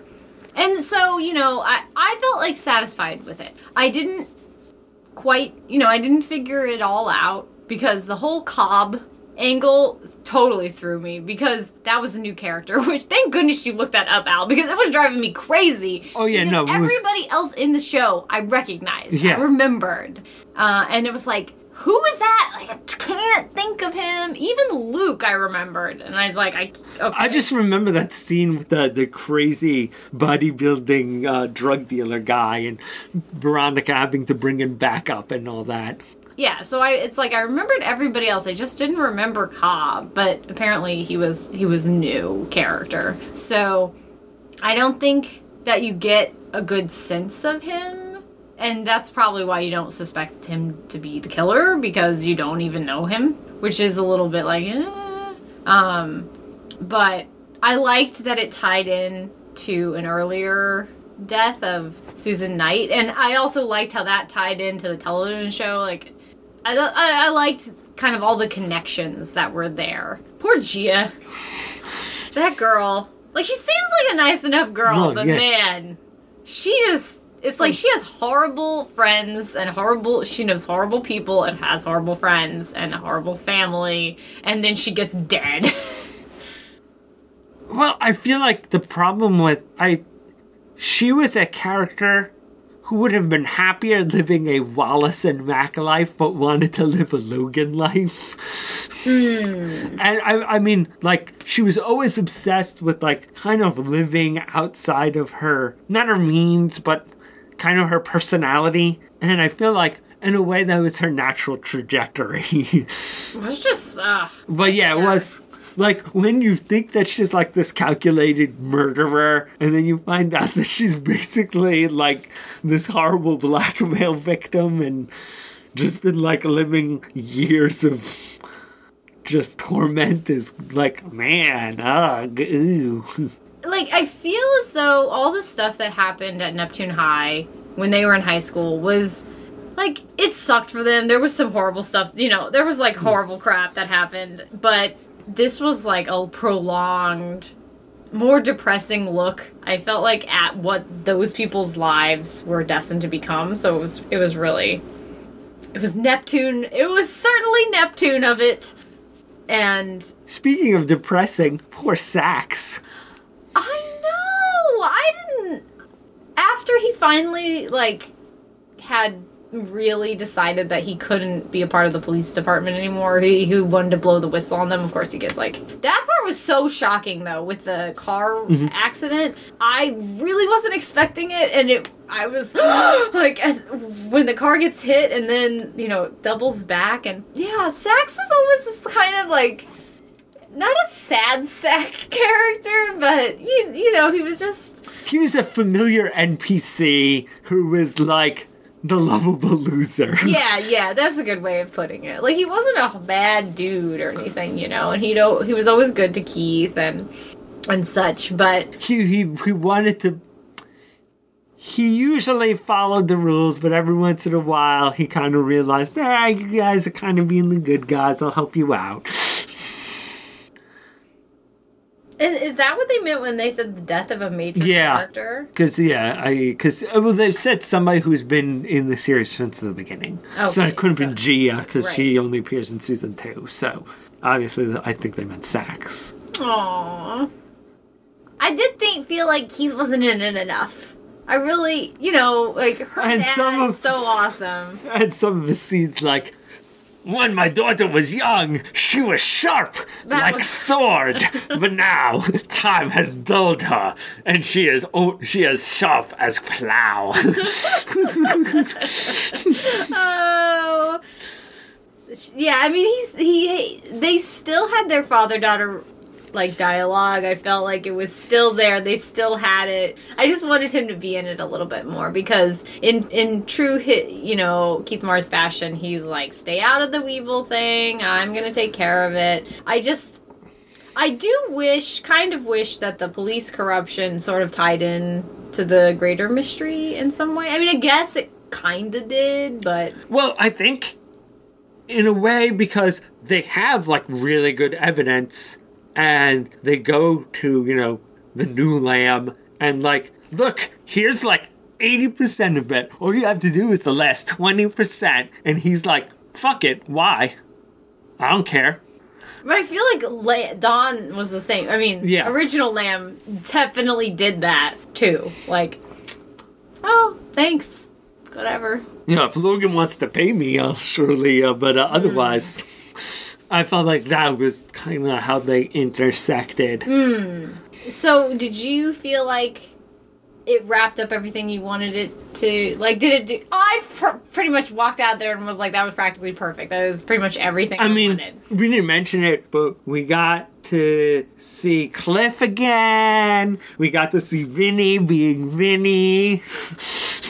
With his crazy schemes and, basically the dark side of the PI force. Ugh, such a sleaze. Especially that part where he asks Veronica, he's like, oh, you're legal now, right? We should go out sometime. And it's ugh. And you could see her pretty much be like, oh, must not throw up. Still have questions to ask him. Might actually turn him on as well. Oh. And we saw... the principal. Yes, that's what I was thinking of. And once again, he only got a line or two, but, there was some feels in there, Kate. Some real feels. He misses Veronica Mars. Yeah, I know. It's it kind of brought up how, by the end, they kind of had, a mutual respect for each other. I don't like the way you do business, and you don't like the way I do business, but we both get business done. And so you kind of got almost a tip of the hat to each other, and that was really... And Veronica gets to punch Madison Sinclair in the face, which we've all been hoping for since episode 1, pretty much. So finally we get that moment. Yeah, but I mean, they're gonna be novels that are supposedly canon, and they're thinking about maybe doing webisodes or another movie. But if they never did, I would be fine. In fact, I'm hesitant about them. The only thing I'm kind of worried about is them being like, oh, well, we have more stuff, so now we have to make Veronica and Logan shaky again, so there's romantic tension. And so if all of that does that and is not good, basically, I'm willing in my mind to basically have this be the end and be fine. Because the third season ending really just feels so and that is a place where that wasn't an ending, it was just the place where we ended. Whereas this, with her kind of putting her feet back up on the table and I'm a PI and I'm gonna, what do you call it? It's Veronica Mars versus the darkness of Neptune. I'm finally back to where I am. And, accepting that this is who I am and being happy about it. I'm and just seeing all the characters that you love and, just seeing where they are. Some of them better, some of them worse, some of them pretty much the same. But, it just felt satisfying. It was absolutely...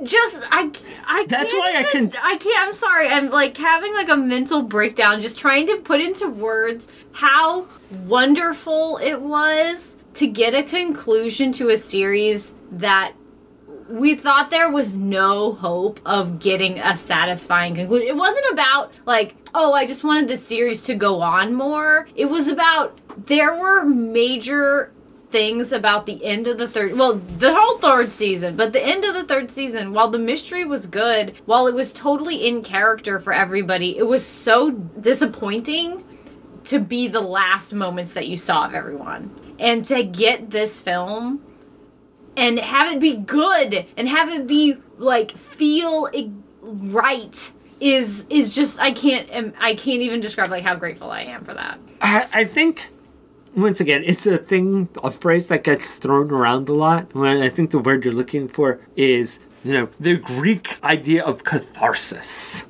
That that sigh of relief that like, I am now satisfied.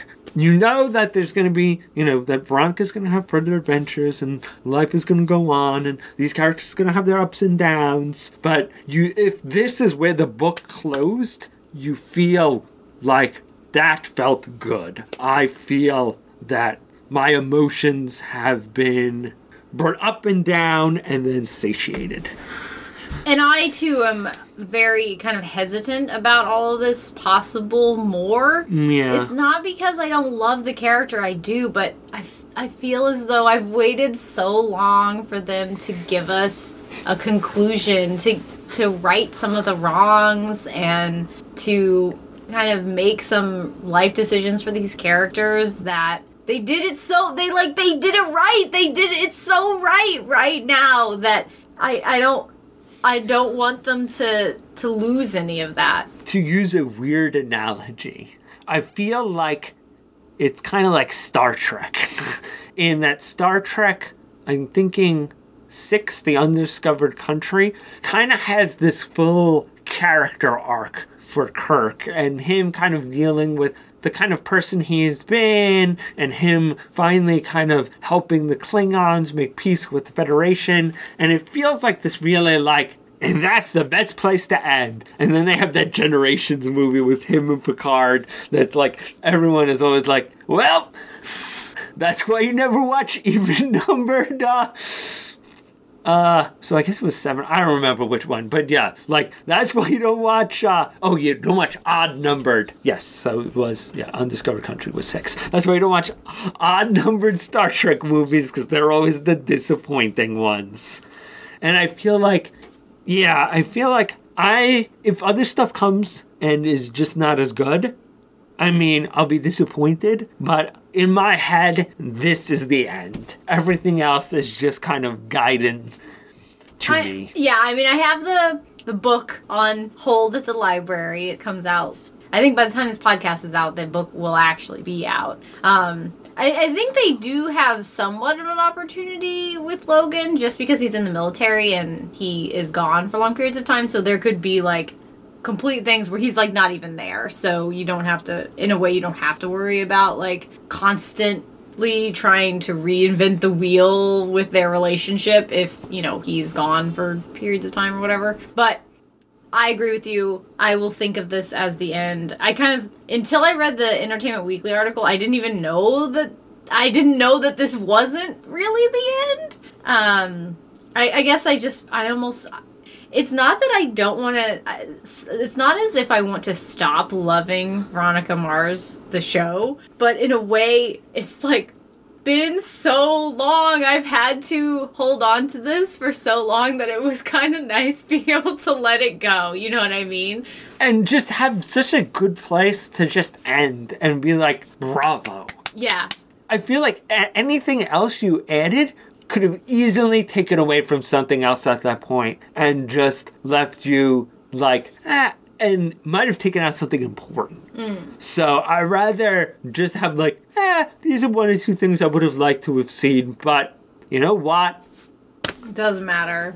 Yeah, I'm kind of hoping in the movie release on Blu-ray we'll maybe have some deleted scenes or extended scenes. Because they did that with the television series, so maybe there's some extra footage that... Yeah, you might see a little bit more of, like, what maybe they had planned to do with Celeste or, you know... I hope that any and all Veronica Mars fans listening, you know, were as happy as we were with the movie. And hopefully, you know, none of you were Piz fans.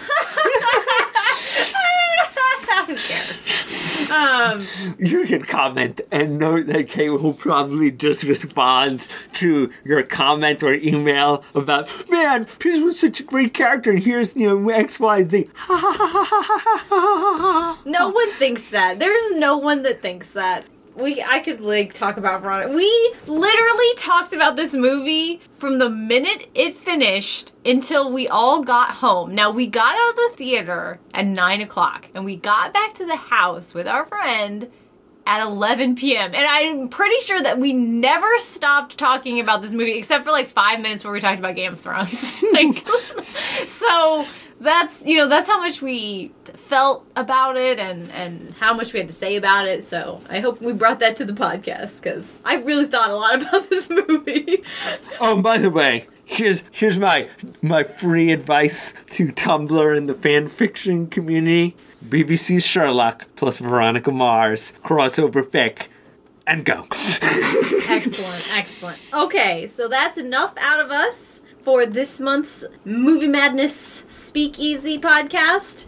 We have a few articles. We have a No Case Too Small about Cure Detective, which we tackle some pre-Cure... Two different pre-Cure series. We talk about the new Happiness Charge, and we go back to Go Pre-Cure 5, which was the second season of Pre-Cure 5.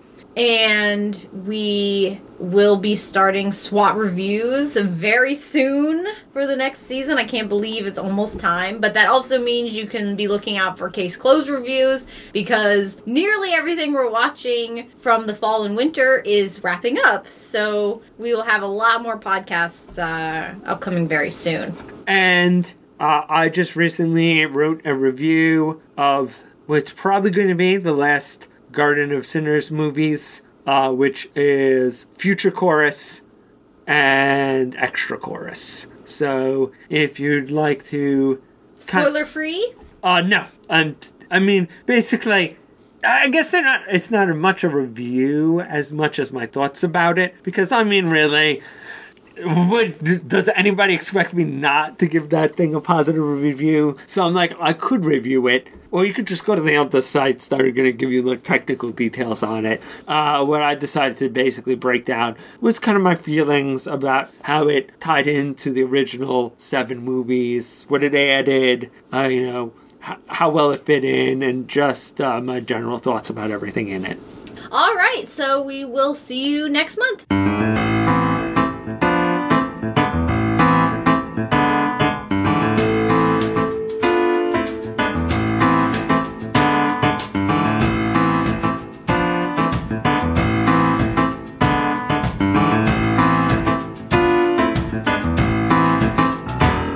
Maybe we should... Oh yeah, why the fuck are we doing this?